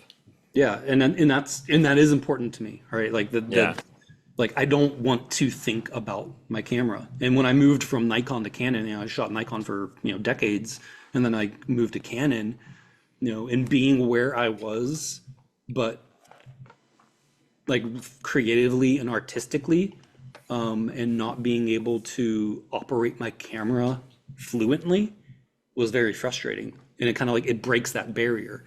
And then it was also very hard to move from DSLR to mirrorless because I put so much value in the experience and like interacting with the subject that when you're on mirrorless, you're looking at a digitized version of it. Like you're not looking at nature, you're looking at a digitized version of nature in the electronic viewfinder. So there was like kind of like this, like it broke my heart a little bit, but luckily the Canon R5 viewfinder is pretty good, and I don't notice it so much anymore. And then it also has benefits that kind of helped me accept it as well. Especially shooting a lot of direct and bright specular light, I don't go blind anymore. Belina, you didn't want to say something? I feel like you're like... I've been chomping the bit, but I feel like every time I want to say something, the conversation moves on. But just jump in, dude. Go back. Don't wait for an invitation. I mean, I'll jump in. But I think it just goes back to that prior conversation, the question that Mike posed around like process, like where like Eric, you came more from like loving nature, and that's like into photography, and it makes sense hearing TJ tell about his current wonderings about his own process and work, that he's kind of exploring multiple genres and trying to kind of dive deeper into just more non-literal scenes. It kind of makes sense hearing that. I'm more like you, Eric, where I came from just loving nature and backpacking, traveling, climbing, and that's how I got into photography. That's where my homeboy. Enjoy like photography as a vehicle for exploration and going deeper. You're going narrower but deeper, and it's just kind of fun for me just to listen to different people's processes and just to get some takeaways. And I feel like just listening to TJ talk a little bit has got me wondering about some things in my own work as well, which is part of one reason why this show is so great, is because you can just hear different people's perspective on their own work and their own process. Yeah, that's a problem with like a feedback loop or like working in a vacuum. You can get stuck in a rut, and somebody else that looks at it completely differently can help you see new things and recognize something else. So I do have one question, TJ, real fast. So like you've gone into architectural, you've gone to more non-literal sorts of subjects and photographs. Like when you go back towards shooting nature, what is the influence from those more cityscape type of, do you notice any sort of influences or any takeaways that you build back into your nature photography work? Or so like, one of the things that I kind of think about is like how these are on their own paths, right? So there's you know, my urban archetypes, which is architectural. There is, you know, my nature stuff. There's my stroll gallery for my like my iPhone or on my neighborhood stuff. And they all fulfill their own purpose. Like, you know, the architecture is like a love for like geometric shapes. Like I love geometry. I love geometric shapes. I love strong lines. You see that in my work sometimes. So it's just kind of like a continuation of that that desire in a completely different environment than nature. And then also, you know, like seeing those things in the mess of New York City, you know, and like finding that simplicity and that beauty and that organization. So, you know, those things, like that's what urban archetypes gives me. But then I also kind of think about like, what does one of my things teach to the other one, or like what can one learn from the other one? And like, and then having that kind of like that latitude between them, which is your question. And I don't think it's so much that I'm like bringing anything back into nature from the architectural side. I think it's just kind of working the same things just in a completely different environment. Got it. Because like I'm still simplifying, you know, that's what I do in nature. I like to simplify down to and distill, and that's what I'm doing in the city. And then, but you know, this, and then I have figments of place, which focuses on the non-literal, and like I have a version of that in the city too that I haven't really shown any work about, which is like dealing with pedestrians and stuff like that. So yeah, I think it's just kind of, It's cool. it's just They're kind of compartmentalized at this point. But Yeah. it kind of makes sense. You're still working the same design elements, the same visual language, no matter what you're doing. If you're in the city or if you're taking nature photos. So, anyway, I was just kind of curious about that. So, Yeah. But then, Because you for know, me, sorry, just real quick, like for me, what makes me take a photograph of one tree instead of another one are the visual elements, you know, one tree, the lines are doing something more interesting. It's creating some kind of, there's just more structure to work with or something, or a bush. Like it doesn't really matter that it is a tree or a bush or anything like that. Like it comes down to the visual elements that are represented in that certain object. But if I go to the city and I see lines and all these visual elements, like it just means nothing to me. Like it just feels vacant. So like, I at least depend on some kind of connection with the literal subject matter, even though I'm viewing it in a non-literal way, because that's what makes a compelling photograph. You got to recognize the raw visual elements that you can work with, but at the same time, like, yeah, it doesn't translate into other genres of photography for me. and I think that's fair. You know, it's just, yeah, like I've just like I said, I've always been. Do you think you're just like detached from it, maybe, where like it doesn't matter what it is, as long as there's stuff to work with, like you just have fun putting some together? Or do you think you do have a connection with like cities and other things besides nature? I mean, it's weird because it doesn't seem like I would be the type of person that would like a busy city like New York. But I kind of do. But I think I kind of like it because I know I can leave. Right. Although wanna I be do stuck wish, although I do wish in my younger years that, like, you know, I'd been maybe tried living in New York for a year or something like that, just so I can say I did it. It's intriguing to me, and the skyscrapers are intriguing, and it does. You know, I still have this need to find things that I think are beautiful in day-to-day life. No Even matter where you are. no matter where I am. Yeah.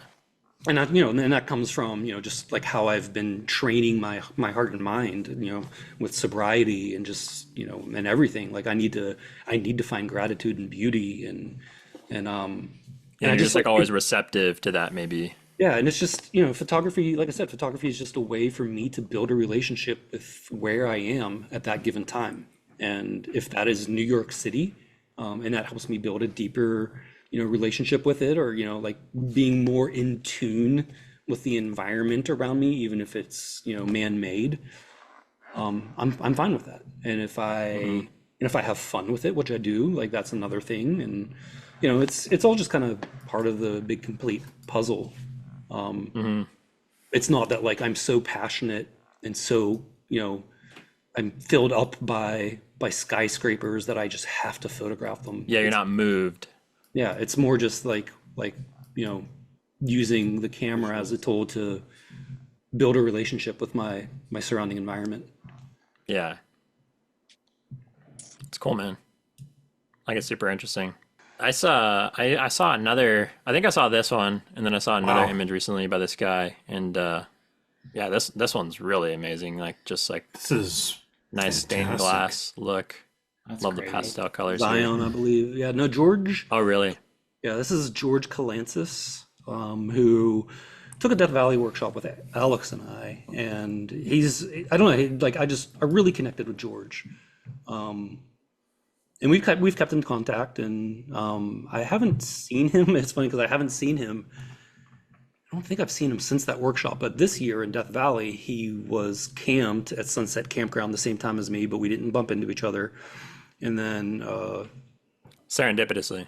It's just like you Yeah. found out later or something. So I posted on Facebook, because like we have Lake Manly. Lake Manly was in Death Valley. It was from all the rains and everything, just the ephemeral lake that's not there all the time. So it was a big draw, and it was like so many people.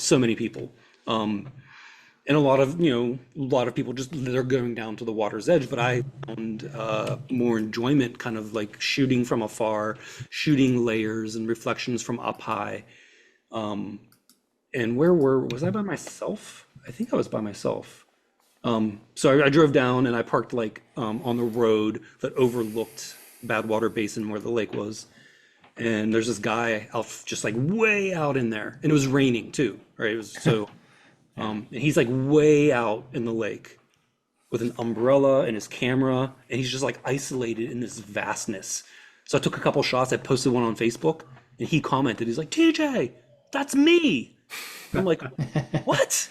So it was like just this unknown photographer that I showed, and like this, he's like a speck in the vastness of like this lake that's reflecting the sky, and it's just like, it's insane. And yeah, it was I don't know, it's just kind of like that way with George. It made sense that it was George, right? And I didn't even, that was when I found out that he was there. I didn't even know he was there until I posted that image and he commented on Facebook that it was him. It's like, holy Typical George. Typical fucking George, man. But yeah, no, he's been putting out some wonderful work the past couple years, and I've really been into it, like subdued, higher key. Yeah. And yeah, Because this is really this good kind of eye. lends itself to go crazy with the saturation, maybe, because the color is, there's like reflected orange light here, but I really like how it's more subtle and low contrast. Yep. So yeah, no, George has a good eye, and really into what he's been doing lately. And here we go. Textures, colors. Killer pick. I mean, I like the shapes and the textures. Man, it's Like, they're aggressive, but they don't feel aggressive because of the color palette. Right. This was black and white. that's a good way. That's a really good way to frame it up. They're aggressive, but the color palette he chose is like, it kind of like pulls that away a little bit. He's got a lot of nice stuff. Looking through his feed right now. Yeah, I was just checking out his feed too. He's flipping got it over to black and white, just really dropping the darks and all that. It would be a very different image, but also really nice too. Yeah. But that would, I feel like that would make it more sharp, right? Like you would notice the sharpness of it more. Right. So it's like that, this is a contrast that like a lot of people don't think about with photography, is like, there is a contrast here. There's this soft color and the sharp and strong shapes. And, having that contrast completely changes it. Yeah, it's not just light and Yeah. dark. He just posted this image like a day ago that I saved to my Brews and Views potential file in the snow with the nice lines and stuff to it. When I saw that, I was like, wow, that is just a fucking dope ass shot. Yeah, he's good. It's so good. I mean, like, you see those snow line images every once in a while, but this one here, it's absolutely another level. I agreed.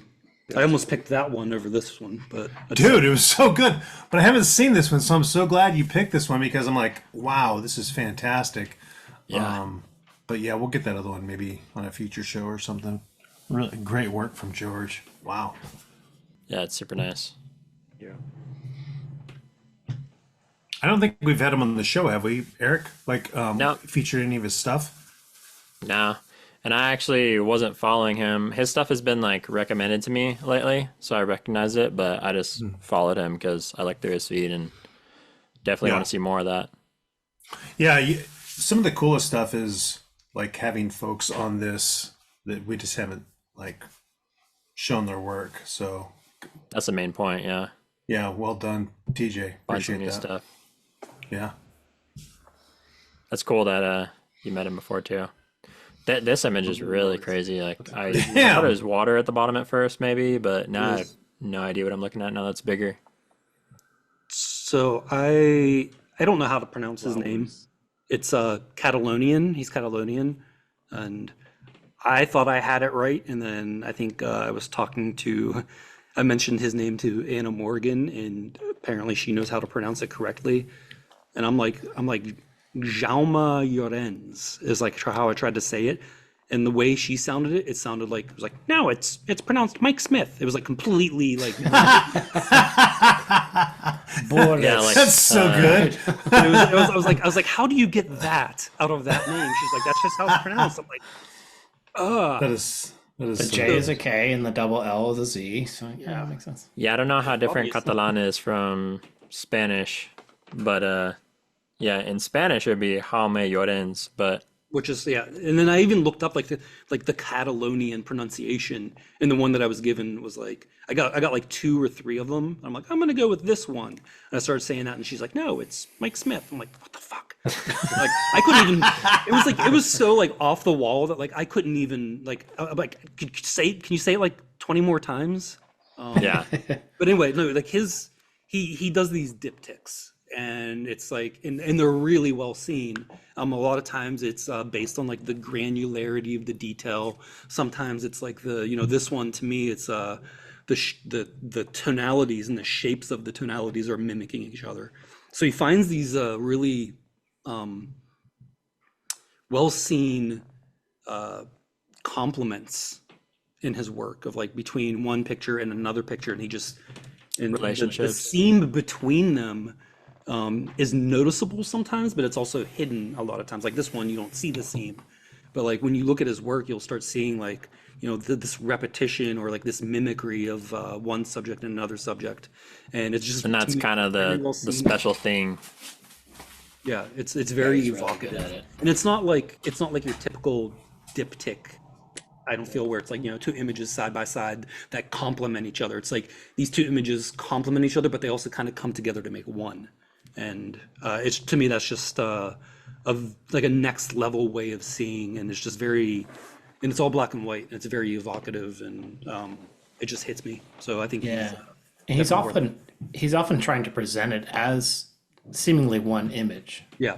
Rather than side by side. I mean, it is side by side, but And he plays with inversions too. Like so he'll like take the same photo and invert it tonality, and then like rotate it so they mirror each other. And then he'll blend them so they're not like just meeting in the middle. He might move this one over a little bit more, so it's like a little bit more unbalanced. And he just kind of like he just experiments with just stuff that you don't typically see, and I like that. Makes me think It looked about like things differently. looked like it was all black and white too, right? Yeah, it's kind of like there's that. I don't know where it's from. Eric, you might have it tattooed on you, but there's a Guy Tall quote, and I don't know if I'm quoting it direct or accurately, so I might be paraphrasing. But it's the photographers that I admire the most are the ones that show me something that I wouldn't have noticed without their like artistic creativity or like something like that. And then that's kind of how I feel about his stuff. It's like these are like little grass daisies or something that are like everywhere. Like I can go outside and like mow over a field of them. But just being able to like take that photo and then just like and I think about the back end of it too, right? Like so he's like out there and then he takes a photo of these grass daisies and he's like, oh, going through his stuff. He's like, hey, this photograph of it looks like water, like a wave. It might even be. I don't know. I think it looks what like it might is- rotated upside down. Now that you've said that, it's like grass daisies from like a, straight down aerial point of view. And then there's like one that's closer to the lens, like leaning in, and it's like profile. Yeah, they're like clover flowers. There's some kind of flower, but yeah. No, it's just I love the way that he sees relationships, and it's not all just like the most obvious relationship between the two or the mimicry between the two. Like this one here, like it's not obvious, but they do, the contrast of them fits each other, and I do feel like there is mimicry between the two shapes. It almost looks like they're Right. like one, like they're meeting in the middle like this instead of like, you know what I mean? Right. Anyway. When I first saw it, my brain told me it was like crashing waves and then like spraying water or something, like water droplets in the air, something like that. That was like my first interpretation, like right off the bat. But Yeah, I mean, I would love to hear. I think when I talked to Matt on F Stop Collaborate and Listen, I brought him up as somebody to reach out to because I'd love to hear more about his process. I've never heard him speak or anything like that. So, yeah, I'm really interested in the process of, when I've been focusing so much on the process lately that when I see somebody that obviously has a different way of doing it, it's not just going out to nature and photographing. There's like definitely something happening in the back end process that I want to hear about. So, did you look him up, Jimmy? I feel like this is totally up your alley. No, I recall TJ sharing his work, probably like maybe even like 8 months ago, maybe even a year ago. So I've been following his work as well. Nice. But it's I love the, just like the previous image from Bilbao, with like a totally different take on just familiar forestry or forest images, and he has some images of like murmurations of birds, starlings, some sort of, it's hard to tell what they are, mixed with flowers. I just never would have thought of that. Yep. But he does it beautifully. So, but it's just such an interesting take on something that's familiar. Yeah, I did. He's like probably at the top of my list of like wanting to learn more about his perspective on his own work and his process and stuff. So That would be a really interesting conversation. yeah. Yeah. I think like someone that has just, they're putting together a different art form and different perspective. It would be really great to hear what goes into something like that, and just their creative process. Yeah, it's kind of nice. Like, I kind of enjoy the mystery, like not knowing, but it's also like I can't help myself. Like, I want to find out, I can't help but be curious. Right. In this image, Jerad Armijo, he goes by Away I Flew on Instagram. One of the most unique photographers out there who plays with color. He has chromesthesia, so he sees colors with music, and I think that's what it's called. And then so when he's listening to music, he kind of like uses the colors that he's seeing from the music that he's listening to influence the way that he processes his work. And he obviously takes liberties.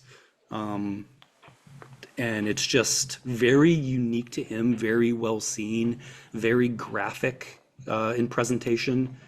And I just, yeah. And this is one, so this is a dual image.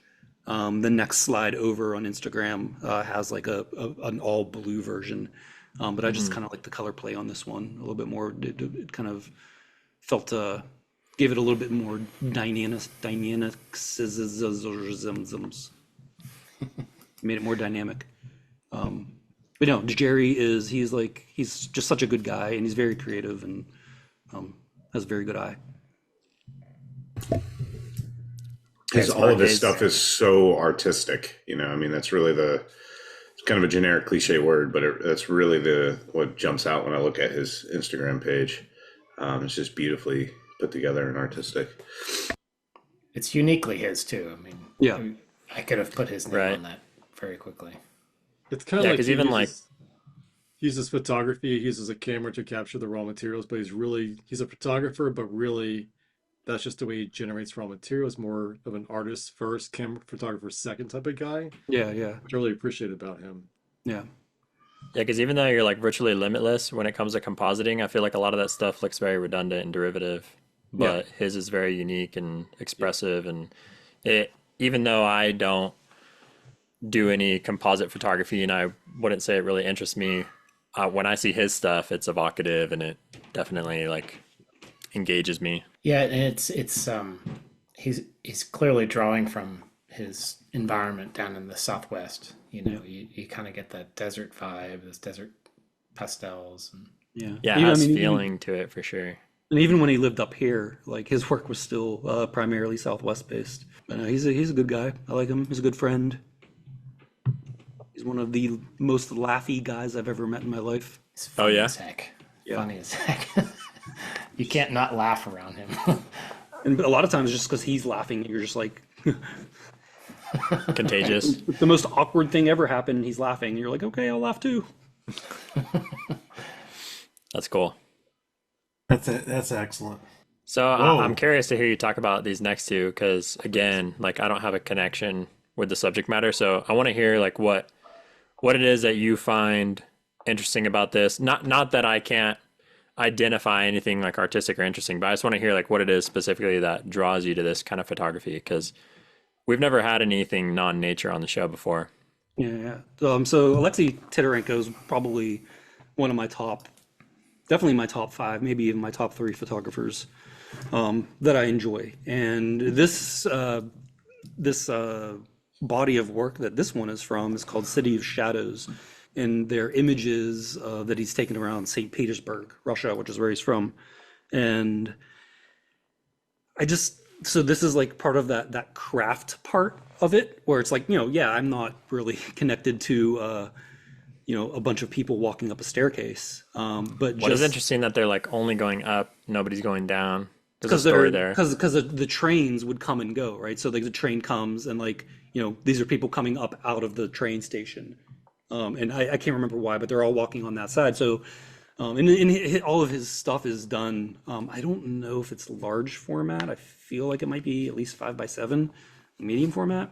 But it's all film. And then his images, like if you go to his website, they're all done in dark rooms with he uses the bleach a lot, like the bleaching process, and like just kind of like letting certain colors kind of exist, usually like an orange or a yellow, where mostly everything else is kind of muted. But just this, it seems like he approaches photographing busy scenes and urban scenes in a slower way. And it's not just because he's using like a longer exposure, Slow shutter speed. Yeah. slow shutter speed, which he does a lot. Like if you look at his work, that's like kind of a theme from time to time. But it's just like his urban work feels peaceful. It feels very subdued. It feels very personal. You're talking about the approach is slow. Yeah. Are those handprints? So yeah, it's basically, I don't know Very how, symbolic. yeah, I don't know how long of an exposure it is, but there are people coming up out of the subway, and as they're like grabbing onto the railing and leaving their hand there for a second before they reach to the next spot, those are their Yeah, it's hands. imprinting. And he has multiple, It's very symbolic. yeah. So and he has multiple images like this, right? And he's always been one of my favorite photographers. And I kind of like, so when I go to New York, one of the things that struck me the first time I went to New York is just how anonymous everybody is. It's like when you're on Yeah, the just street, ants. yeah, dude, just pieces of fabric in the city, right? Like, and Yeah. everybody's coming and going. You'll see one person and you'll look at them and you think about that person for like the 10 seconds Yeah. that you see them, and then they're gone. And they're It's gone. like in a video game, just the robots roaming around that are, NPCs. non-player characters. Yeah. So, but it's but that's how it is. And it's like, and everybody's just like anonymous, and like we're all forgettable. We're just faces, right? Right, because you're the same to somebody else passing Right, by. exactly. So- you're one of those people in the crowd.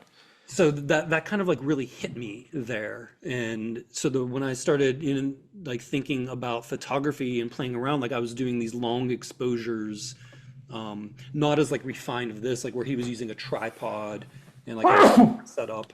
And then I've like heard him speak on this, and he's like, he was just acting like he wasn't even taking photos, that he was just standing there, but his cameras exposing, because he didn't want to draw attention to himself. He just wanted people to do their thing. But then I kind of started doing things like this when I was in New York, but it wasn't, I'm like more moving. So I would be walking behind someone and I would throw on my 6-stop or my 10-stop, depending on if I was, up in the, like, Yeah, so everything is blurry. yeah. So, but just like playing with shapes and colors and things like that. And like, and removing the identity from these human figures. And kind of playing Right. into this like anonymity. So his series, like The City of Shadows, kind of like it was an inspiration kind of for that. Like it wasn't like I'm trying to recreate it, but it was more just like I saw this this common thread between what I was doing and what he has done. This is back from like the early to mid '90s. His work, a lot of the things that we're taking photos of now. Like Bill Nill took photos of back in like 1980. So I don't know. It's just like it's kind of like it's a nod back to these people that have always kind of been in part of my photographic journey or inspirations throughout my career. And the Hidden City of Shadows is just like there's no other work like that out there, and it's very unique. It's very him. It's kind of like one of the collections that kind of put him on the map a little bit. And if you go to his website and just look through like his Havana work, his New York City work. It's all very unique and it's all awesome. Something that trips me out when I think about it, it's kind of like a fun like thought, like when you're stoned and you're talking, or if you're at a campfire. Like when I look at this, it's like this is considered artificial, like it's an artificial environment. And I always say like, oh, I only connect with nature, but like human beings are products of nature, and the things that we make are. You could compare them to like a beaver dam or like things that animals do to manipulate their environment. But yet we see like everything that we make as artificial and not a product of nature, even though we are products of nature. So like technically everything we make is still natural in a weird Everything way. came from nature. Yeah. It's that's kind of a weird wormhole you can go into sometimes. But yeah, it's weird how there's like this connection there, because I don't see it as nature. It doesn't feel like nature, but it technically is, like if you want to get into the weeds. Yeah, if we were stoned enough, I'm sure we could draw some great comparisons. We'll save that for joints and JPEGs. That's so good, dude. That's evolution at its finest. That's gonna be my next workshop. That's TJ's spin-off show. Yeah. 2.0. There you go. Cracking cameras. But I don't know, this photo, looking at it, talking to you, it makes me want to go and look at his portfolio and see more of this stuff. Just I don't know, I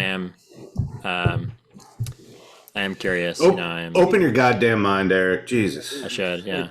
And I think I think there's this is just an assumption, but I feel like most nature photographers don't consume photography outside of nature. Like, Which makes sense, because that's what interests them, which is Right. why they've chosen that genre, hopefully. Not because of ulterior motives, but right. But it's I think they're, just like looking at any kind of art form outside of your medium, I think there are things to learn. And like, even if it's not like, something that you're going to learn, that's concrete, just an alternative perspective. Like, yeah, you seeing it could this still photo- enrich your life. Yeah. And you seeing this photo maybe someday would impact your life in the future.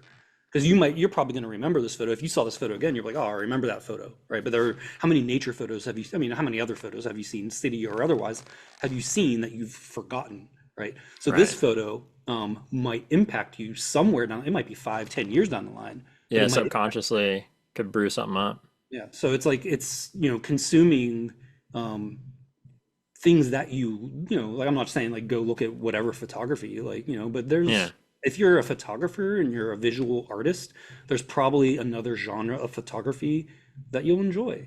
And I think it's worth exploring those things and kind of, just keeping your mind open, because I feel like it does make you a more well-rounded person in the long run. If anything, it just makes you a more enriched person.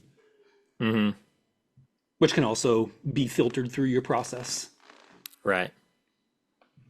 But yeah, Alexey Titarenko, definitely go check out his work. All of his stuff. I really like his Havana Havana Gallery. Cool. I was just gonna say, if you look at, somebody looking at portrait photographers using like Rembrandt lighting and stuff, like, you're gonna pick up on more about how natural light works. And Yeah. I mean, even like, Yeah. I was doing watercolors and I didn't do it for very long and I wasn't very good at it. But just having to think about how light behaves and is built around like a tree, for example, and like where the shadows, like that whole process, like that could definitely translate into other aspects of my life in photography and things like that. So this photograph is one of my favorite by Richard Sandler, who, if you, like I said, I know it's not nature, but one of the Yeah, things so break this one down for me, because when I see this, I just see like, okay, there's people talking, so and how that's like all I get from it. okay, so how would you explain how would you, do you see a composition? Yeah. Yeah, so I see like, these two larger figures on the left, and then this group of figures on the right. The two on the left are having like a private conversation. The people on the right are having like a group conversation where they're surrounded around this like person. They're all listening to this one person. So yeah, I see like balance and things, and definitely the guy with the glasses with his hands out like this on the right side is the subject of the photo. He's the most important character. Yeah. So to me, like, yes, there are those things about this photograph, like that kind of like those physical. No. I got a cat. There are the concrete parts of the composition and the balance and things like that. But to me, the composition in this is abstract and it's drawn by the gazes of the people. So you have the two women on the left, and you have the abstract line of their gaze between them, and then you have the lady in the middle that has her head turned and almost looks like she's looking back towards that guy that's by what looks like an elevator or a door. They're kind of, so like then that gaze kind of draws a line, and then you have the guy with his hand out and the glasses gazing at those two people there, and like, so it's like, it's kind of like this An implied zigzag. sense of direction. Yeah, so and so that that just makes me think of like gesturing, and it's like it's just this different way to think of composition, where everything is, where the composition itself is, at least to me, the initial composition is abstract. But then there's also the repeat. There are repeating hands. So there's like, you can kind of see the lady on the left, her hand up around her head, which isn't very much. But there's the lady she's talking to holding a glass, and you got two more hands, and then you got the hand of the guy out there. So there's like all these different repeating lines. The shape of the heads, kind of also makes like a line through the frame. And it's just like, he has such a high hit rate with this kind of stuff. And his photographs make me want to practice spontaneity in my process more. So that's something that, like in nature photography, I got really into dialing in and immersing myself into a scene and taking it slow and like thinking about it and manufacturing and like, like getting every little bit of, like, fucking just perfect. But I think there's a lot to be said for spontaneity too. And, Absolutely. And so when I look at his work and I realize like how much, like how in tune he is with spontaneity and being able to capture those kind of spontaneous moments is like something for me to aspire to. Yeah, because they also have a certain energy to them, and like a kind of this ineffable like essence where once you refine something too much, it can kind of become sterile, and you kind of lose the magical thing that drew you into it in the first place. That's why I kind of like, I would describe myself as like a swift photographer. I don't rush myself. Like, I'm not running around trying to get as many photos as I can. I just don't overstay my welcome when it comes to interacting with a subject, because eventually it just disappears. And once I refine it too much, it becomes sterilized, it becomes too rigid, because I'm using too much logic and I'm losing the emotional part. It needs to be like 50-50 at least. Yeah. And so, that emotional part is like the first reaction that I have that makes me want to shoot something. And then, but then if I like use my logic for too long, then I lose that, like the spirit is gone, for lack of a better word. Yeah. kind of And dissolves. I kind of do it backwards. Like I start in really close and then I work backwards until whatever I was focused on or what drew me in was like lost in the scene. Yeah, I'm the same way. I'll slowly include things around it. I'll start out with the simplest idea possible and then slowly add things. 'Cause I feel like that's quicker than trying to like distill it down to the most important things, starting with everything in front of you. But So, but yeah, like and even, so that, those are the things that I'm trying to work on, 20 years into my photography career, I'm trying to work on spontaneity. I'm trying to get comfortable with colors. Like there's all these things that I'm still trying to work on. And even with nature photography, the spontaneity, like when we go to, when we do our Death Valley workshop, when we go out to like the mud crack field or whatever, like that's what I use that for. Like when I'm shooting mud cracks, it's all spontaneity. I'm like, I'm just gonna have fun. Like 'cause right. usually it's it's bright out, and you don't need to use a tripod. So I'm just like literally I'm walking around. I'm like, hey, click, and like I'm really trying to like get into that spontaneity, thinking less about things, relying on my instinct and relying on like because I've also know that a lot of my favorite photos that I've ever taken are the ones that I've thought about the least.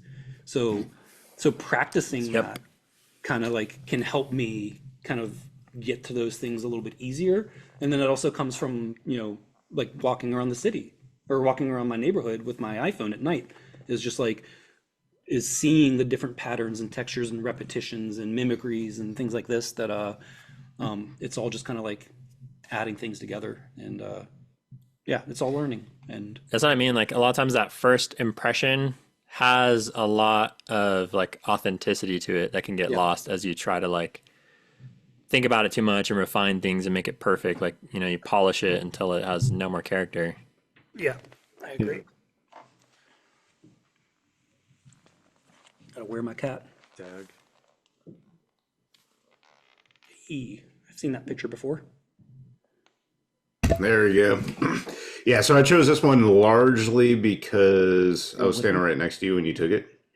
But yeah, it's one of my. He wanted to talk about himself. Exactly. In spite of that, though, it is absolutely one of my favorite photos in your portfolio, in your collection. And obviously, I have that insight into the process, and so just to give a little background. We had been in the rainforest, in the Hoh rainforest, for most of the week, and then we kind of decided one of the last days we were there, we were going to run out to Ruby Beach and check it out and see what was going on there. And we spent, a lot of the time there. There was a lot of smoke, there was a lot of haze, there was a lot of fog, so it was fairly atmospheric. So we were shooting a lot of different stuff, and it was getting dark, and so we're heading back. And we had walked a good ways up the beach, and I had all my camera stuff all packed up, and then all of a sudden, TJ, you kind of saw this, and you're like, and I remember the words exactly. You're like, something about that stuff out there is really talking to me right now.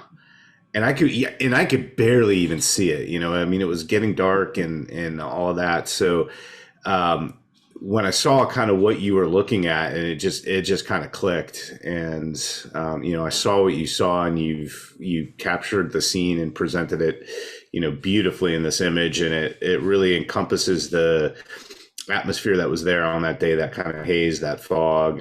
And so, it's definitely one of my favorite pictures in your portfolio, both for the background and for the actual photograph itself. Thank you, man. Yeah, no, I like it too. It's it's definitely one of those quiet images that a lot of people might not get or care for. And playing with the really high key and low contrast kind of theme. Sometimes when I look at this, I'm like, man, it's I need to add a little bit more contrast. Yeah. But I don't know. Here it looks all right. No way, dude. Yeah, I Yeah, like it's how it's perfect. like you have to kind No of way, like man. squint to like see it. I actually like that about it. It's very ghostly. It's funny because Yeah. like this, it was at night or kind of like blue hour. Uh-huh. There was, like, there wasn't a lot of light, so I was doing like minute exposures or whatever, and still exposing to the right. And this photo, like when you look at the raw file, it's just white. Yeah. Like there's nothing like it would. But then when you drag the exposure down, you just kind of the tones separate a little bit more. But again, like I think that the feel to it just to expand a little bit more, that kind of, I don't know, I think it was you, Eric, just said ghostly. I think that's exactly it. And I have to reframe the entire trip again.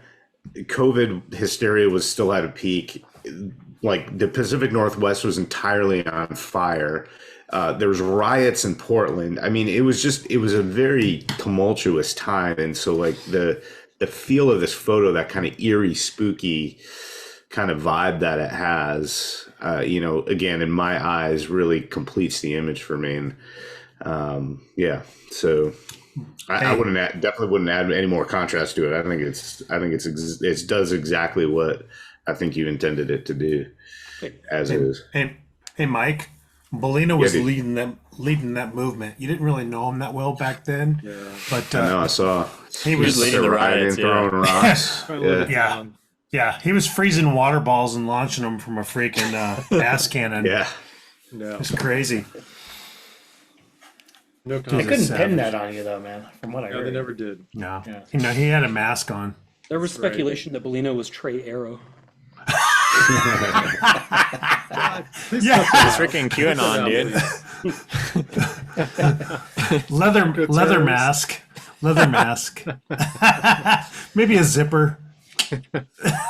So, TJ, like we eventually became friends, but when I first got into landscape photography, like you, Ted Gore, Alex Noriega, Aaron Babnick, you were like some of the first people that I followed and was influenced by. And as you know yourself, like a lot of your work was largely wide angle, like foreground, like best foreground you can find, leading you into something crazy with awesome light. Like, that was like what we were all kind of looking for back then. And then your work started to go through this transition, and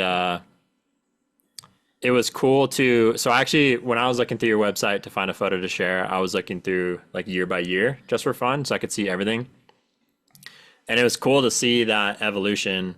And it's just really apparent that you've been like continually like seeking something, like trying to get more out of it, and not becoming complacent or falling into a rut. And I know you've expressed like you feel like you were in a rut for a little while, and then finally you like broke out of that. But I just wanted to say like it was cool to see your growth and this ongoing evolution in your work, because it's been changing so much.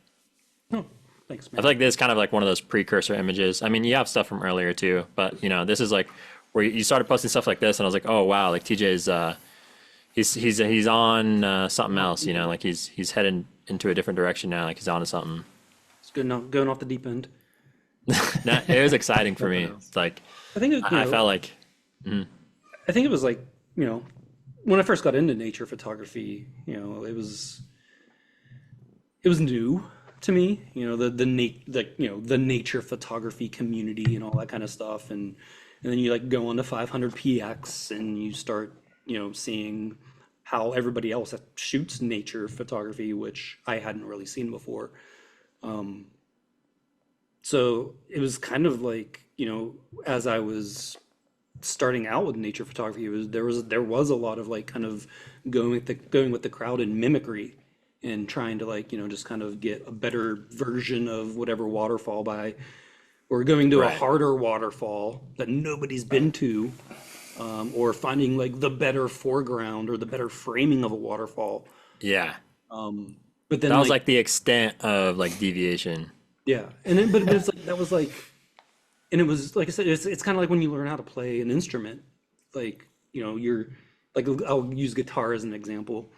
Like when you start learning your chords and like how to make notes, it feels like you're progressing really fast, and like in scales and stuff, right? And then you get to a point where like you just have to do it faster and better, and like then the progression feels really slow there. So I think when I first started out with nature photography, it was like everything felt new and there was that invigoration. But then after a while, and especially with like kind of like trying to be introspective about it, there wasn't that invigoration, and it felt like not me. There was like a disconnect. So when we went, Erin, my girlfriend, and I went to Utah, to Hanksville area, and that was like my first time really practicing nature photography outside of the Pacific Northwest, aside from like going to Death Valley once. And like I felt so lost and like out of place. Like I didn't know what I was doing because I'm like I have my wide angle on in the desert, right? Right. But then like there was one time down by the river, and I talk about this a lot, so people have probably heard me say it before. But like where we were just sitting by the river, and I'm like feeling kind of like, you know, photographically dejected, where I'm like, wow, really have no idea what the fuck I'm doing. And I saw like these cottonwood leaves fluttering in the wind and like flashing the sunlight. And I'm like, what if I shot those out of focus? And I just like composed with the shape of the branches and the colors and like all these little splotches. And I just like did that. And I did that. And I was like, oh, it's kind of fun. So then like I did that for hours, where I just like walked up and down the river, you know, photographing in harsh, bright daylight out of focus.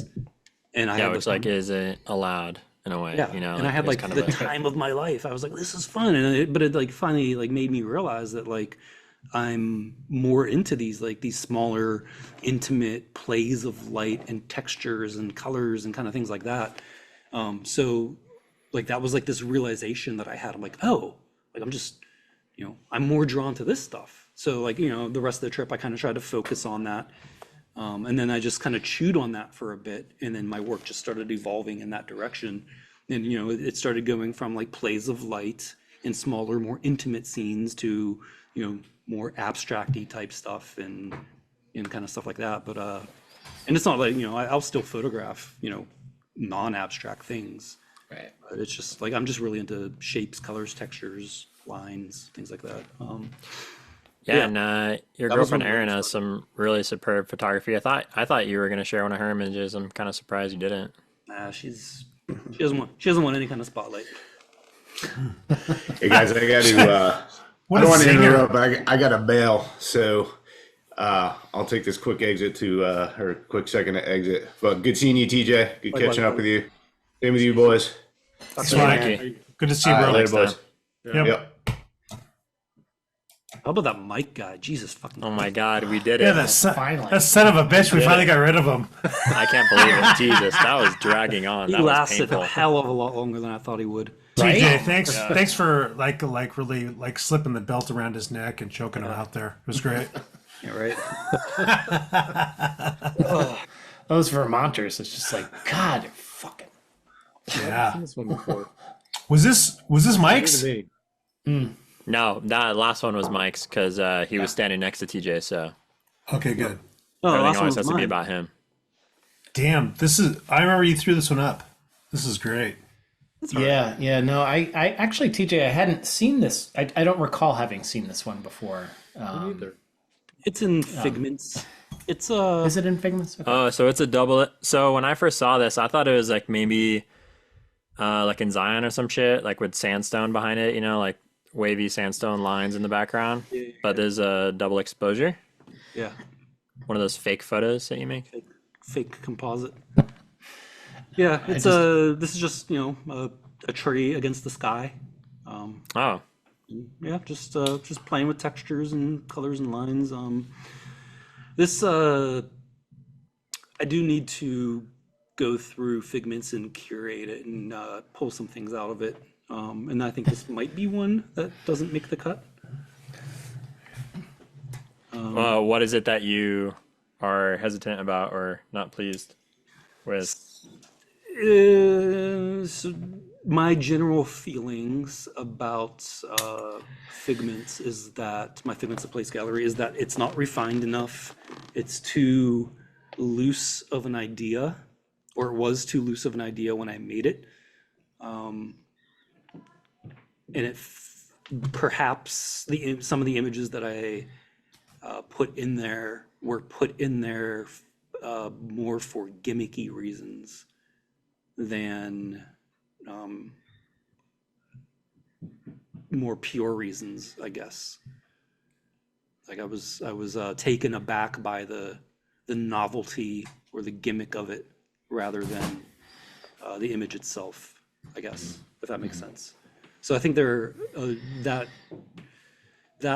collection, that body of work, I hate saying body of work, but that body of work definitely needs to be curated a little bit tighter. And I haven't really been doing a lot of figments type stuff lately, but I also haven't been photographing a lot. So anyway, that's just kind of my thoughts about figments in general, is that it needs to be curated a little bit tighter and some things moved into the archives. Yeah, I thought this was just like a straight photograph because I didn't look at it too closely. Like now I can recognize that it's a double exposure, but that's something that I really like about a lot of your double exposure stuff. It's not like obvious, I would Yeah, say. right. A lot of Yeah, times like it just- makes me think like, oh, is that how did you do that? Like, It's just a bunch of, like I said, just a bunch of playing around. And this, and and Figments was born out of being creatively bored with what I was shooting. I didn't get out of the Pacific Northwest very often. So I was just photographing the same things in the same light over and over and over again for years, which has value, but I was losing that creative invigoration. So kind of experimenting with double exposure or multiple exposures. I mean, some of my shots have like 10 shots in them, but experimenting like with these different settings and kind of pushing my camera to its limits and photographing like 1/8,000th of a second, or f52. Like I push my camera to the far corners of settings that we don't typically shoot. But like just so that this was kind of like born out of all of that, is just playing around and throwing things in a pot together and seeing what comes out. what difference would there be shooting at like 1/8,000th of a second from like 1/50th? That was more, I was shooting the sun directly. Okay, so true. Because at some point, like once you freeze action, you can't freeze it anymore. Right. So, but I'm just saying, like, I have no qualms about pushing my camera to these limits just to make it work with whatever I'm trying to photograph. And that's what I did, like kind of how you were saying about photography, how we get to see things that we don't typically see. Like, I love photographing direct light because you can't really look at direct light without going blind. So if you shoot direct light dark enough and fast enough, there could be some interesting things in there. And that's what I've discovered, especially with water stuff. So Right. yeah, it kind of like, we kind of become like masters of our own universe with cameras. God.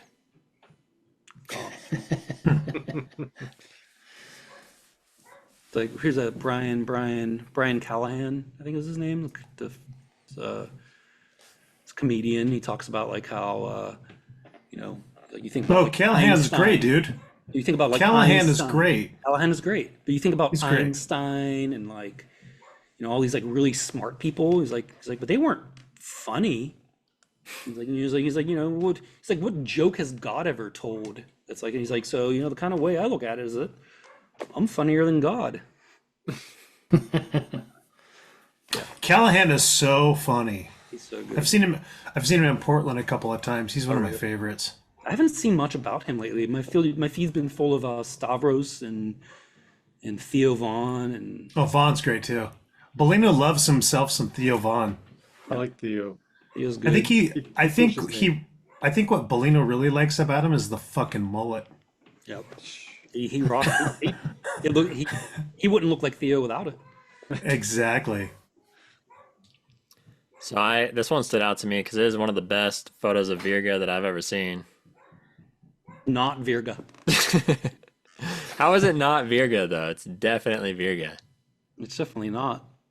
What is it? It's whatever you want. Why would you say that? It's whatever you want it to be. Okay.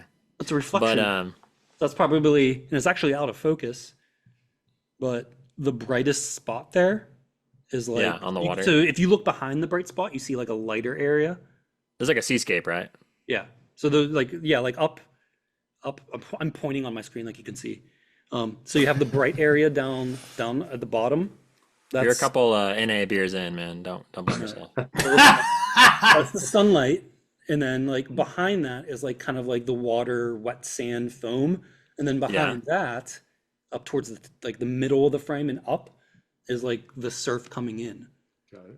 So it's a handheld long or ICM. Huh. Got it. A Virga. Ear gut.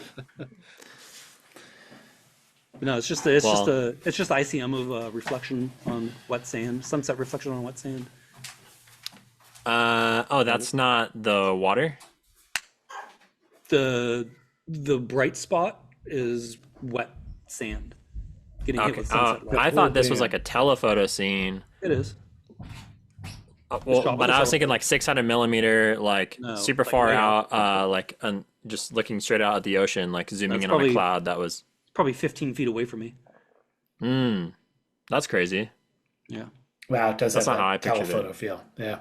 Yeah, I thought of something super far off in the distance, like scraping the surface of the sea, and then light catching it. Can't unsee it. You must be wrong. Yeah, TJ, are you sure? Yeah, that's what it is. I'm pretty sure.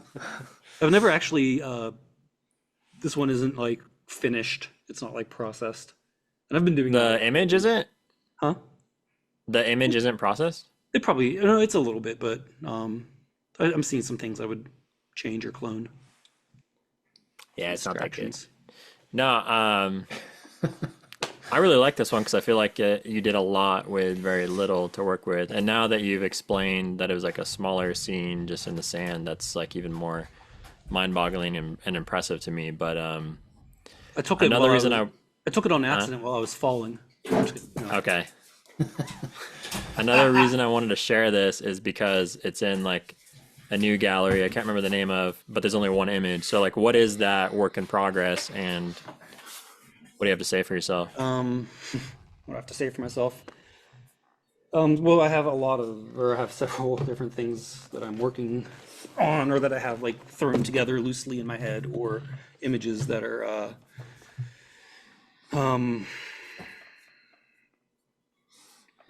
done but not kind of. I have ideas and I just need to work on them. I think this one, because this is a placeholder, right? So it wasn't really. Let me look at my website actually to see which one. But I it's put this- representative of what is to come. Kind of yeah, exactly. So Sunlight Sonata is a gallery that I'm working on. That's all going to be it kind of has a feel to it, but it's all going to be direct light, but different, I guess. It's kind of hard to describe. That's one that like I kind of have a decent amount of images processed for, but I've never put them together to kind of see how they feel together. Yeah, so that's one of the nature ones that's coming up. I got to remind myself here. It's been a while since Yeah, I I've been forget on our website. the name of this collection, but Let's see, galleries. I was curious to hear about that because it's kind of weird because you only have like 4 galleries. Like you have a ton of work, but then you have just like 4 galleries in your main portfolio. But then one of them is just a single image, which is like kind of a teaser. Yeah, so this is from the one so one of the things that I want to explore with photography that I haven't really wrapped my head around totally yet, but this is the Is one pornography. placeholder for it is where do memories go, and that kind of ties into my midlife crisis and kind of realizing how much of our lives we forget. Like Yeah, we it's probably crazy. forget, Like with your kids, you know, they percent of our life, right? Like even these days or these moments that might have been very impactful to our lives. Like we only you think you're never gonna forget it, and then later on, but we only and then beyond that we only remember a small snippet, right? And then it's like when you forget it, like where does it go? And it's like, what is memory? Like it's memory is just like electrical signal. And then you start I start thinking about consciousness in general, and like what is consciousness, and like how everything that we're seeing is like is put together by our brain and electrical signals. And that just like it fascinates me, especially I've had this thing with memory, like kind of like focus, like I don't want to forget things. I want to build as many enriching moments into my life as I can so that I have more, so that I don't forget them, right? And that's kind of like where photography comes in, is that it helps me create these enriching experiences that fill me up. So whenever I do forget, 50 of them, I still have another 50 to rely on instead of 10 or whatever. But I have like this fascination with memory, like what memory is made up of. And like, now getting into my mid 40s and like nostalgia and like, thinking back of like, times in my life, my younger times, like these memories that I've carried with me forever. there's going to be a last time that you think about something, and you won't know that it's the last time that you're thinking. Exactly.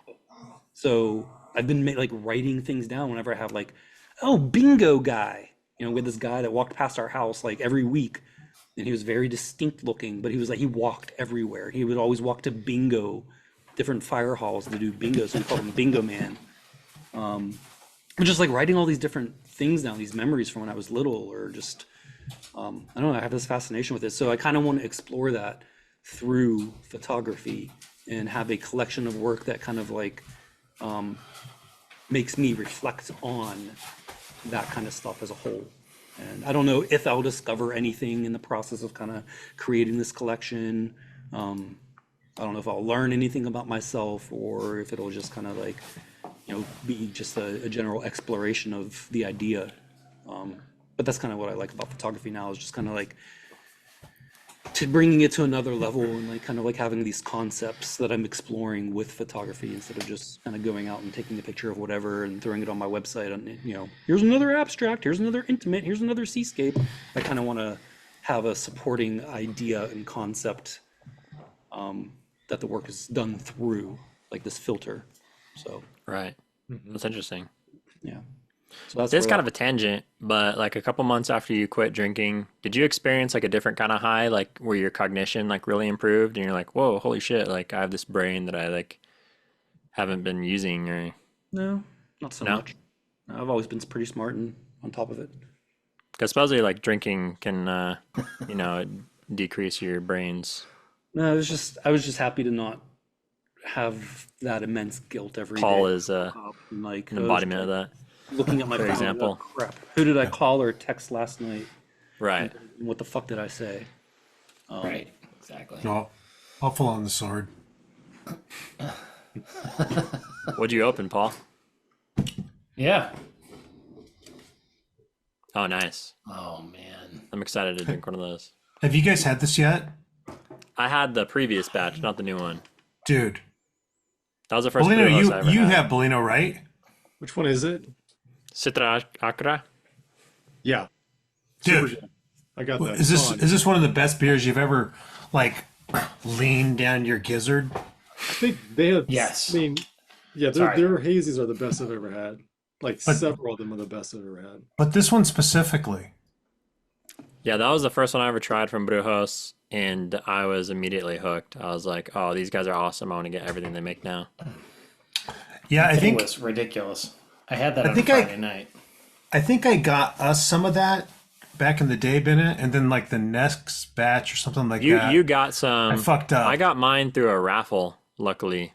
I won like a bunch of free beer because I just randomly entered my name in this thing, and that was one of the beers in the package. So it was like destiny. I never win that stuff.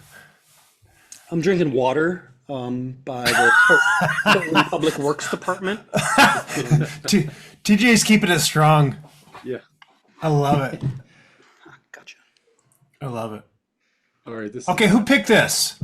I Yeah, did. finally, because Bolino's going to talk everyone's right gonna now. do, like, I don't even know why he's here. abstracts He's useless. He hasn't said shit all episode.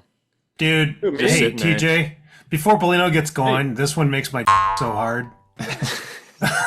2 frames it per is. second. This It only one took Paul is 3 beers to get there. I'm serious. I've spent a lot of winter time in the Tetons, and man, this is beautiful. Yeah, this was like this morning. It was like negative 20 or something this morning. I don't know why I brought that up right now, but it was just like I remember it being very cold, and I remember we were at the dam, the Jackson Lake Dam. Yes, that's a great spot. Yep. Well, it's hard to talk about the Tetons in the winter without mentioning the temperature because that is such a unique thing. Like, where else are you photographing in minus 25? It was crazy because like after after the sun was up for a bit, I'm like, wow, it's a lot warmer.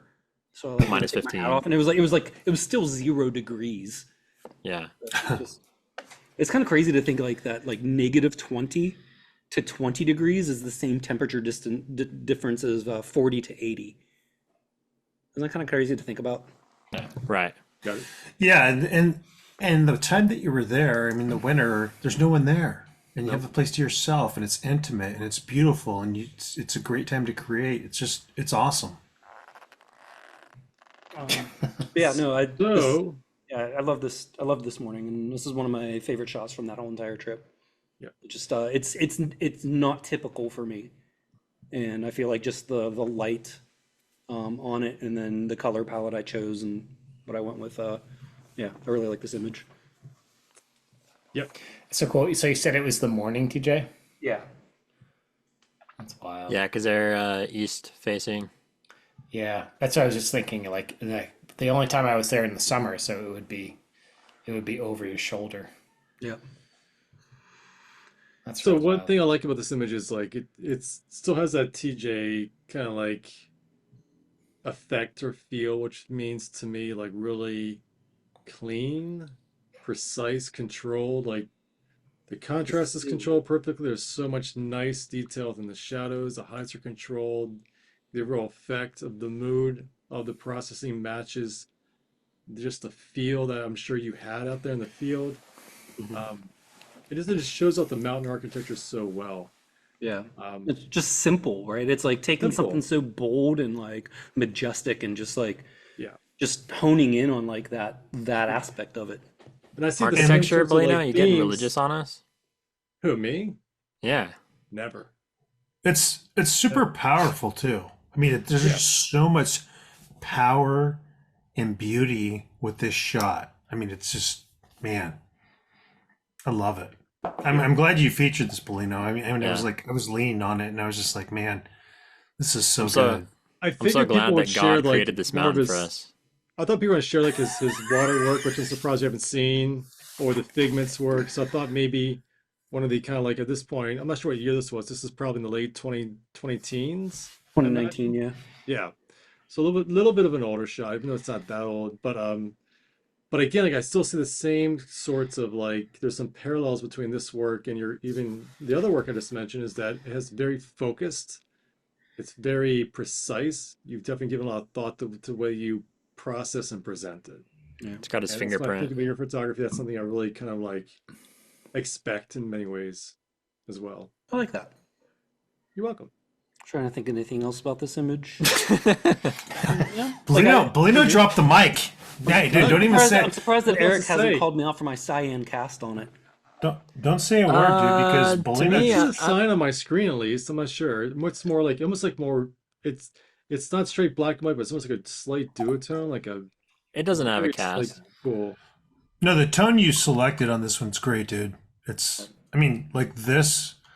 I mean, if Mikey D was on the line, a massive my God. print of this in his room would be fantastic. He'd jerk off to it every night.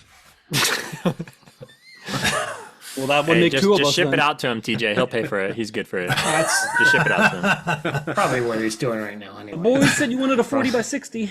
Process No, the I'm garbage. serious. Like it's so powerful. It's so great. It's amazing. I love it. It does make a nice print too.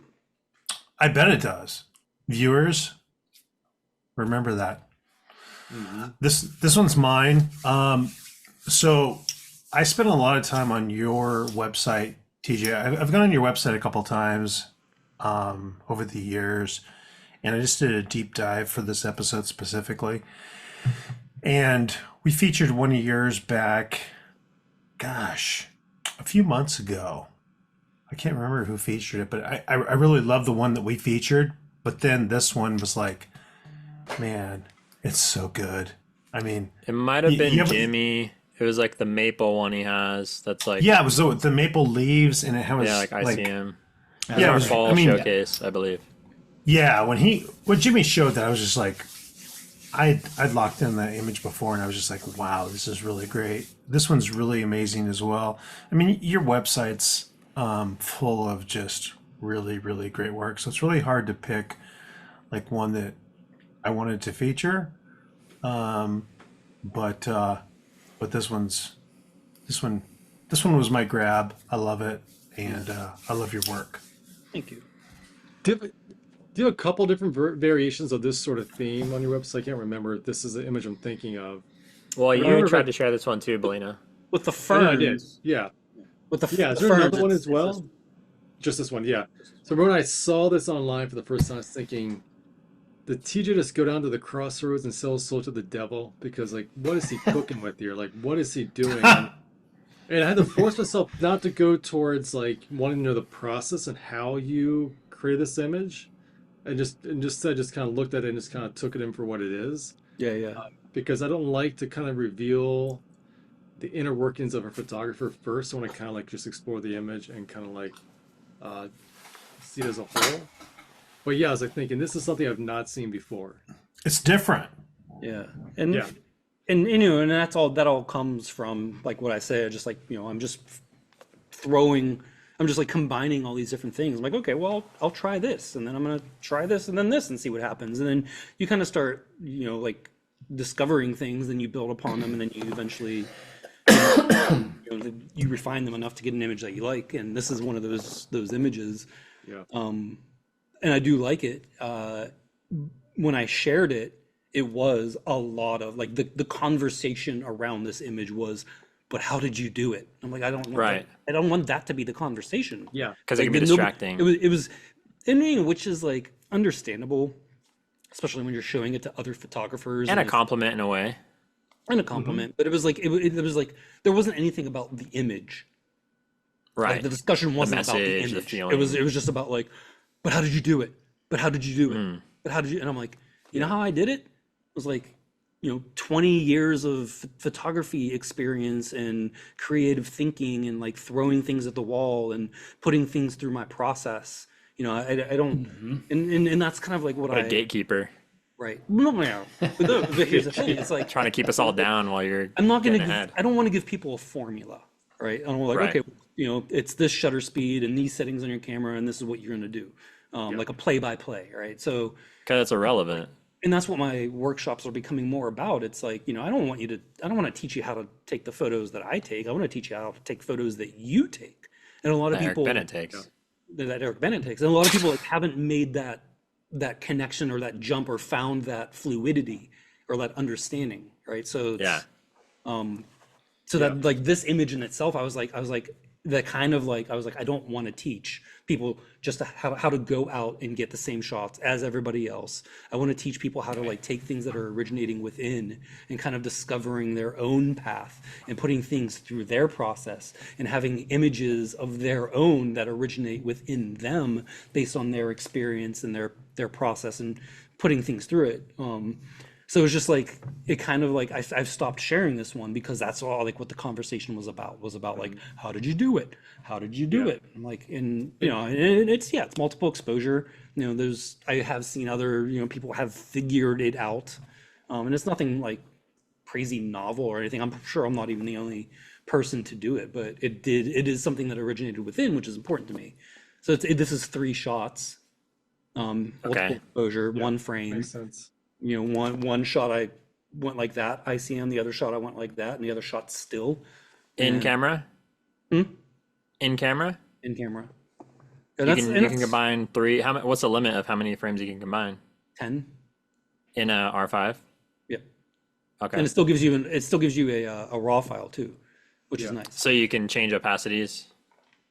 What can you do there? You can set the blending modes. You can set the blending modes, and you can. I like doing it.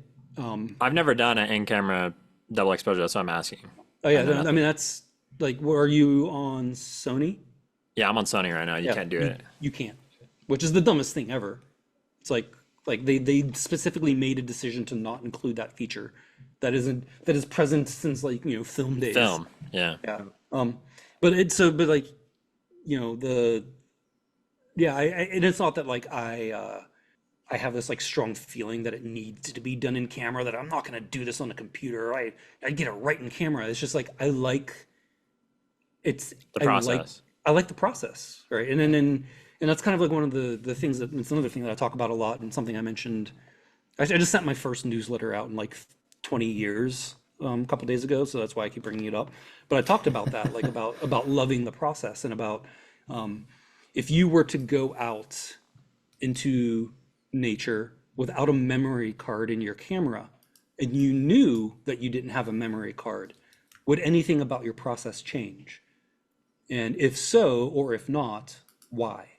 Right? Like, why or why not would it change? And to me, nothing would change about my process. Like I would do the same exact thing that I do whether or not I have a memory card in my camera or not. So it is about that process. It's about that time spent in the viewfinder, and it's about like engaging with the non-literal in ways to kind of at the end of the day, maybe make a photo that will make it in a portfolio so that I can feed my family and pay rent. But it's not driven by that. And to me, Right. that's important. I'm not as concerned about the technical aspect of this one. My burning question behind this one is like, what is the process that produced this photograph? So it's actually autumn. It's an autumn shot. And Like the thought process, like how do you yeah, even get to this point? so Because you can't see this with your eyes. right.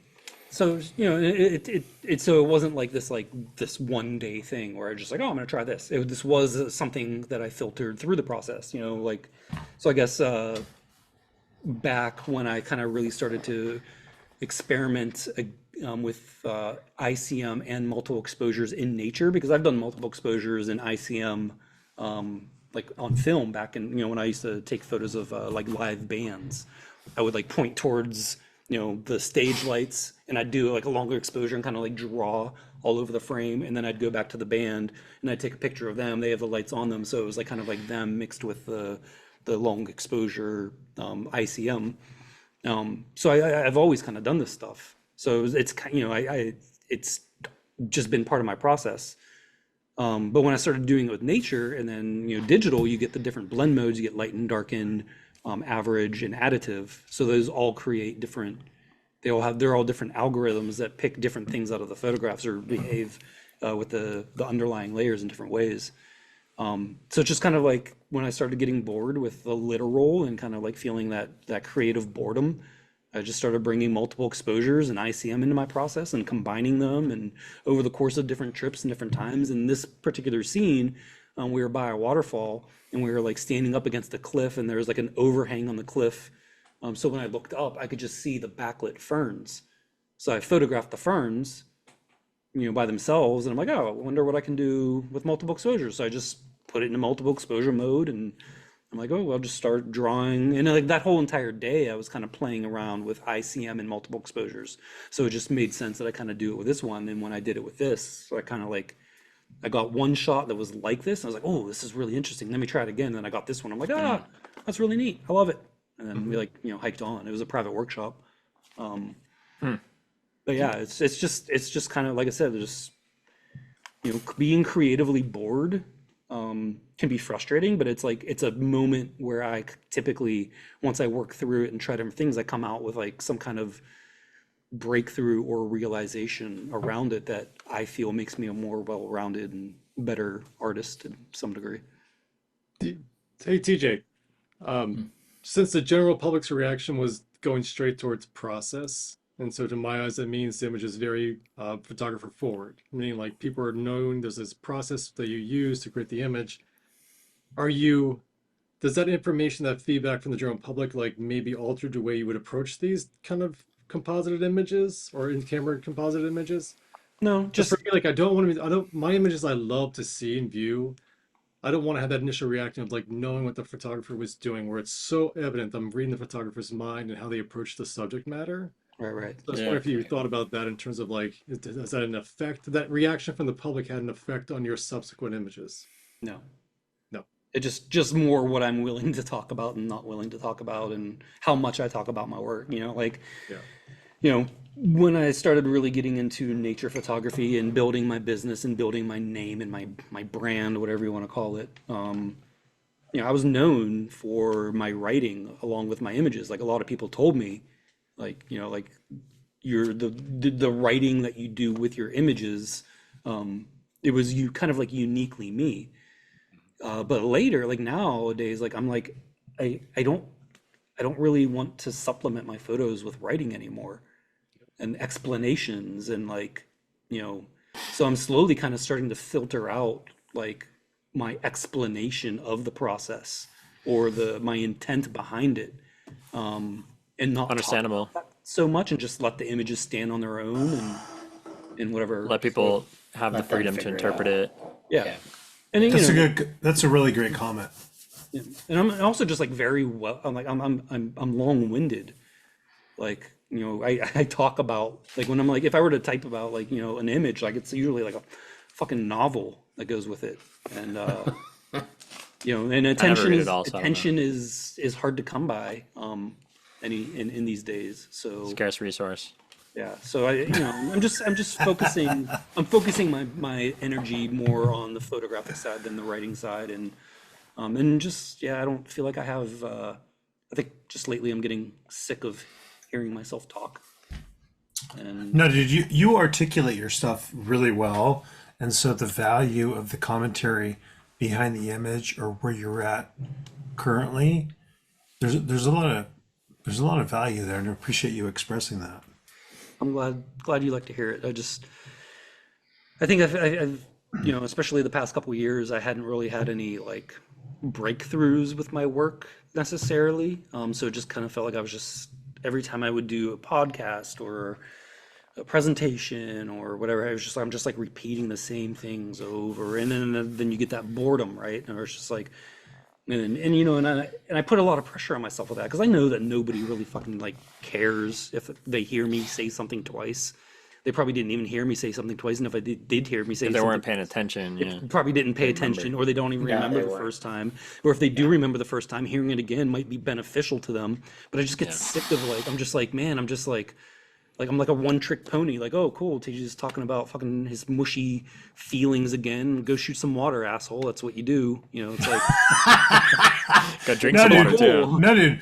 When Bennett and I like talked about, and like you being on the podcast, we were all super stoked because we know the value that you're going to bring to like the photography content and concepts and all that stuff. So we were all super stoked about it. So Paul's about to cry right now. we appreciate you. I am, man. I'm just like, I'm getting a little soft, but you need me to send you one of those prints too for your bedroom would wall? you? Would you? I mean, I could.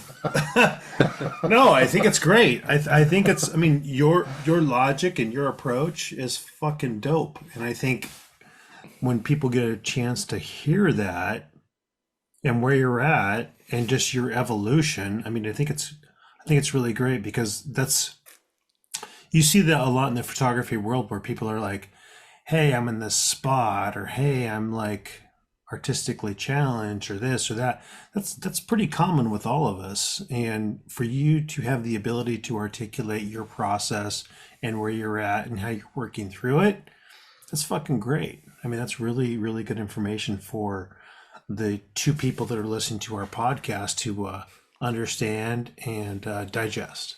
So we appreciate your approach. Thank you. I'm glad you find value in it. And like I said, that's more of what I want to do, is like less talking about me and more like asking the questions that get people to think about their own process and kind of navigate the frictions and the imbalance that maybe they have, and even recognizing the imbalance, right? Like, because that's, you might, a lot of people are like, I'm like, I hate my work, I wish it was better. It's like, okay, well, first start asking yourself, what do you mean by better? What does better even mean to you? And a lot of people don't even have an answer for that, right? Like, what is the next level in photography? Like, oh, take your photography to the next level. What's the next level? What is it? Because the next level to you could be the next, completely something different. And like, for me, the next level isn't about, having prettier images or cleaner images or a processing technique. It's about how I'm engaging with, my subject as an artist, or how I'm able to communicate a certain feeling or idea or concept, because photography is a visual language, right? So it's like, and when we limit ourselves to just one type of light or, one type of subject, not saying that, like, only focusing on nature is any kind of detriment, but it's a limited vocabulary, right? The more you can expand your photographic vocabulary, the more you're going to be able to like effectively communicate and express things that you want to communicate. And I don't think that's talked about a lot, like, especially with like processing. You can take this, like the image of George's earlier of the ice, like, a black and white image, even just a black and white conversion without any added contrast, communicates a completely different feeling than the color one, right? Yeah, that's where the intentionality comes in. If he pulled the tones down on a curves adjustment on the color image and added a little bit more mid-tone contrast, that would say something completely different than the higher key one does, right? So, and this is where we start getting into like, expressive photography, and where that next level, I believe, resides. Right. Like, should you pee on the ice or not? Like, it's understanding. Wait, what did you say? Fucking Bennett, you animal. kind of things you can consider. Yeah. Take I didn't hear advantage it. of. He's like, he was wondering about urination on the fucking ice or the leaf. Yeah. Yeah, it's fucking fucking Bennett. Loves peeing on things. Hey, it's the elephant in the room, like everybody's always wondering, like, is it cool? Is it not cool? Like, I heard the new thing is as a man, you urinate around your property to mark your territory. That's a move. nice. That's a move, Yeah, dude. that's alpha move. Yeah. Yeah. You say, hey, I'm fucking new I'm gonna own this street. Fuck you, bitches. Every time I walk down to the intersection, I pee. It goes on way the back. lamppost. See, that will get you arrested. You feel next door. Oh, you guys are straight animals. Oh my god. Yeah, no, yeah, photography. I like the process. I just like creativity, and I like people finding that deeper, the deeper connection to themselves and the world through creative endeavors. I know what it's brought for me. I know how it's saved my life and kind of helped me come to terms with a lot of things. So if I can give even a little bit of that or help somebody find that on their own, like, I feel like that is that is what I want my business and my photography to be, or like my photography business to be about. My photography is about that own process in me. So yeah, I just want to spread the love and help people find a better connection to their own work and the world around them. Awesome. Dude, your perspective and approach, and the way you articulated it here was awesome. I was stoked to see you on as a guest and what you brought to this episode. I'm even more stoked. You did a killer job. Thank you. Thanks, buddy. I appreciate that. Yeah, Sorry I it was got really your name great. wrong at the beginning. Hey, you shut up. I wasn't even drunk. Hey, Bellino, he called me Kibby. No, I called you fuck? Cram. Maybe? Cram. Cram. Yeah, he called me Cram. I'm like, hey, that guy's like 5'8". I'm 6'2". What the fuck? We were, actually looked. I was like, Erin, my girlfriend and I were talking about Kibby earlier today. Such a legend. Oh, because That guy's we were such a legend. Because I was like, she's like, who are you doing it with? And I was like, and for some reason I thought it was Cram. She's like, Cram, I've heard that. And I was like, he was back with Bellino and Kibbins. She's like, what happened to Kibbins? I'm like, I don't know. Hey. So I went and checked his Facebook, and he posted something recently. It looks like he's just become a rock hound. We're gonna have Kibbins on this shit at some point, and it's gonna be like rated at. Can you come on, I'll come on. Oh my Bennett? God. Let's do it. We're gonna have fucking Bellino. We're gonna have TJ, and we're gonna have Kibbins, and this shit is gonna get An fucked. Portland edition. Dude, it's gonna be lit. Yeah. Mike and I might need to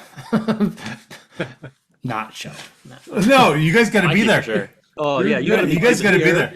If you I got. Disclaimer at the beginning of the episode. Disclaimer: there's some very adult-like. This is an NC-17 episode for sure. And What he's anything like when we're talking about like you showed photos, Bennett. Dude, I got photos, I got videos, I got fucking shit. All the dirt. I don't have Oh, dude, Smut. Oh my! You have no idea. my favorite. you have no idea. You have Here's- no idea the content rich. Here's a sample. Kibby. Here's a sample. All right. So the first time that I met Kibby, or not the first time I met, or no, I think I don't think I had met him, but I've talked to him online. Him and Dustin. And we're like, No way. Dustin yeah. J. So I'm like, Yes. hey, let's go on a trip. So we went on a photography trip down to Jedediah Smith and Bandon and Brookings. And Oh, yeah. all that Yep, Stuff, yep. Right. And this is like my first photography. This is like back in 2012. This is your first rodeo. It's my first rodeo. I had never like been on a nature photography trip. So I go with these two dudes, right? And we're Bro! right? Yeah. Polino and I are going, bro, we've been on that trip. Yeah. So anyway, long story short, we end up driving from like Southern Oregon up to Rowena for sunrise over the night.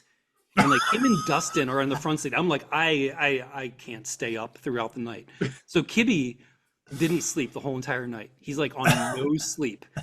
And we go to Rowena, we bump into Alex and then Noriega. And then so from there, we went to Duncan Creek and we were going to meet Alex Modi there. So we get there and we're waiting for Alex Modi to show up. And Kibbins is like, he's like, oh, I'm going to like scare him. So he had a frog costume that he put on and like went and hid in the woods waiting for Alex Modi and his girlfriend to show up, and he was going to jump out in his frog costume and scare them. Only two people did show up, a guy and his girlfriend, and it wasn't Alex Modi. So he jumps out at these people and it's not Alex Modi and his girlfriend. So it's these random people that decide to go to up this hiking trail, and this guy in a frog costume They picked the wrong night. Like, and he was you know, Dude. no Kibby, and then you're like, okay, Kibby on no sleep. You're like, holy shit. We've been there. Yeah. TJ knows. Really? Hey, Bolino, TJ knows what's up. He knows what's up. He knows what's up. He's got the nonsensical ranting. Like it's great. Yeah. Blow up doll. It's a blast. He's got the whole. He's a fucking- cartoon character. He is a cartoon character. That's a very individual. appropriate way to describe Kibbins. It's a fucking cartoon character. But just so people Holy know, shit. Kibbins is amazing. We love Kibbins. Like We such a love good Kibbins. dude. He's my the boy. guy. If it's 2 a.m. and he broke down the side of the road, you like, what one friend can I call? Is gonna come out right now. It's Kibbins. You can call him up and he'll like he's such Kibbins is fucking. he does work for he's AAA. my guy. yeah, and he, he does, fucked true enough, up. but beyond that, Dude, he'd still he do fucked it. up. When he switched to the Rockhound deal, he fucked up because He did. Bolino is absolutely right. He's a really, really, really good person, and he's always got your back. He's weird as fuck, Bolino. In the most endearing and funny way. Yes, thank you, TJ. In a way that you're like, you know what? Like, He's my I'm boy. embarrassed for you, and I'm glad that I was here to be here for you. Hey, Yeah. what? Hey, since you have the Death Valley backdrop, one time we were there, Bolino and I, Cram, Kibbins, and some other fucking people. My son, maybe Dustin. Dustin may have been And- there. Yeah. Yeah, and we hit this buffet. And I told fucking Kibbins, I said, hey bro, she's gonna weigh you at the start of the buffet. And then when you're done for the day, she's gonna weigh you on the outbound. He's like, are you serious? I'm like, yeah, dude, that's just the way it works around here in Death Valley. And the girl was like, you guys are fucking pricks. It would have been funny if she played along with it. She did. Oh, did she? She totally played it, but then at the end she's like, "You guys are fucking animals. You guys You're are not stealing animals." any scones. Exactly. What was the point to that? Like you're trying to weigh a certain amount when you leave, or like you get a No, prize, or like I, what I was just told him there was kind of a bigger line to get in, and I said, "Hey, dude, they're gonna weigh you when we walk in, so it's based on weight. It's weird, but it is what it is." And he's just like, It's like eating by "Oh, the okay." So he's like, he goes up there and he's like, "Hey, I'm here to weigh in," because he was outside doing something else, and he came in late. He's like, "Hey, I'm here to weigh in for the buffet," and then the girl's like, "What?" It's like a UFC fight. Yeah, exactly, dude. No, And it's like the dump when you go to like the public dump. They like weigh you on the way in, and they exactly. weigh you charge you the Yeah, difference. exactly. And he knew. He came in and he's like, dude, you're such an asshole. He knew it was me. He knew it was me. But it was all love. You guys know Gibbs. He's great. Yeah, reach out to him. We'll get him on. That'll be a treat. You should. Dude, that thing will be like PG. Does Alex Noriega know him? Oh yeah. Yeah. Yeah. Okay, we'll Oh, get yeah. Alex back. Dude, Kibbins is a fucking Probably legend. Sarah Marino too, because she was in Portland for a while. Yeah, Kibbins is a legend. Yeah, he's a red. Cram would know. Cram knows him. But Cram. Everybody knows Kibbins. Everyone dude. knows him. I mean, Modi, fucking everybody. TJ, Noriega. I Were mean, you all Once you these meet him, you people. never forget him. Were you there when we met up on frickin' what's that street that has the places in Portland? You talking to me? Either you or Bowman. Where were we at? As the streets in Portland? Yeah. Alberta? Where the rebuilding center is. What street is that? Yeah, for like a brunch or lunch Yeah, or we breakfast. met for and Adelberg came. Yes. Yeah, I was there. Yeah. Bolino was there as well. Adelberg. Yeah. There's a big group of us. Yeah. I think was Alex moving out of town the first time or something like that. I Probably, think Alex yeah. is moving. One Yeah. of the first 10 times he moved out of Portland. Yeah. Yeah. What side of Portland you in right now, TJ? We're in Tigard, I heard tomorrow. Got it.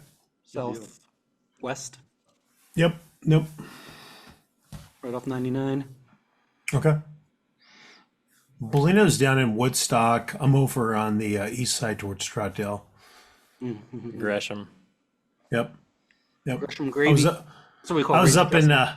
I was up in the gorge today, like 2 hours before this episode. Just like all those really green buds are just like really popping right now. Love those green buds. Oh, dude, love I forgot how great those are. I fucking love them. Especially backlit. They kind of look like a lightning bug. Yes, yes. It's They're talking about a different bud. Could maybe. be. It's the best. I mean, Bugs and I love fall, but man, that those green little buds on the tree backlit are just. I mean, Kind of yellow. Crazy. yeah, And the moss is yeah. still kind of yellow. Yeah, It's starting to man, glow. It's really glowing Yeah. at this point. All the chlorophyll is really going crazy. Yep. Yeah. Are you heading out next week, Bolino? I was gonna head out tomorrow, but the weather forecast looks super wet until Thursday. I should go Thursday through Sunday. You're spring breaking, right? Yeah, You going up north? you're gonna go up to Olympic. I've never really Oh, good. been there at the super late winter, early spring. Yep. And so I have no expectations. Just want to get away and see what happens. But That's good. have a different Dude, we feel. shot that Mount Baker wilderness a few years ago on that plane flight. Yeah, that was like I was May. looking at those images earlier, and I was like, man, we just really fucking nailed that. Yeah, the Baker Trail, the Baker River Trail was really. Those greens were so good. Mm-hmm. I mean, up there was like that nice beginning of spring, multitude of green colors. Yeah, All the dogs are killing each other. so good. TJ, it's good to see you again, man. Likewise, man. Been you a while. Yeah. Absolutely. We all live Great in to the have you on same, the show. same place. It's like when Alex lived here, we never hung out. Yeah, Like we see each other more outside of Portland than in Portland. you and Alex.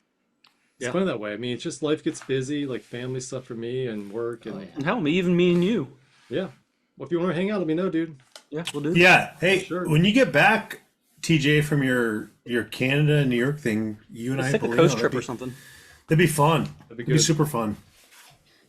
That'd be cool. Jimmy can come. I'd love to. Yeah. pop Any over- any pop over real excuse I quick. can hop on a plane. It would be. Pop over real love it. quick. Yeah. Yes. But yeah, no, it was good being on. Good talking about photography. I haven't really had many photography conversations lately, so it was good to kind of, get the Scrabble board in my head together. Dial it in. Likewise, man. Love chatting with you as always. Absolutely. Cheers, everybody. Cool. Guys, Cheers, guys. good times. Till next Bye, time. guys. Next time. Adios.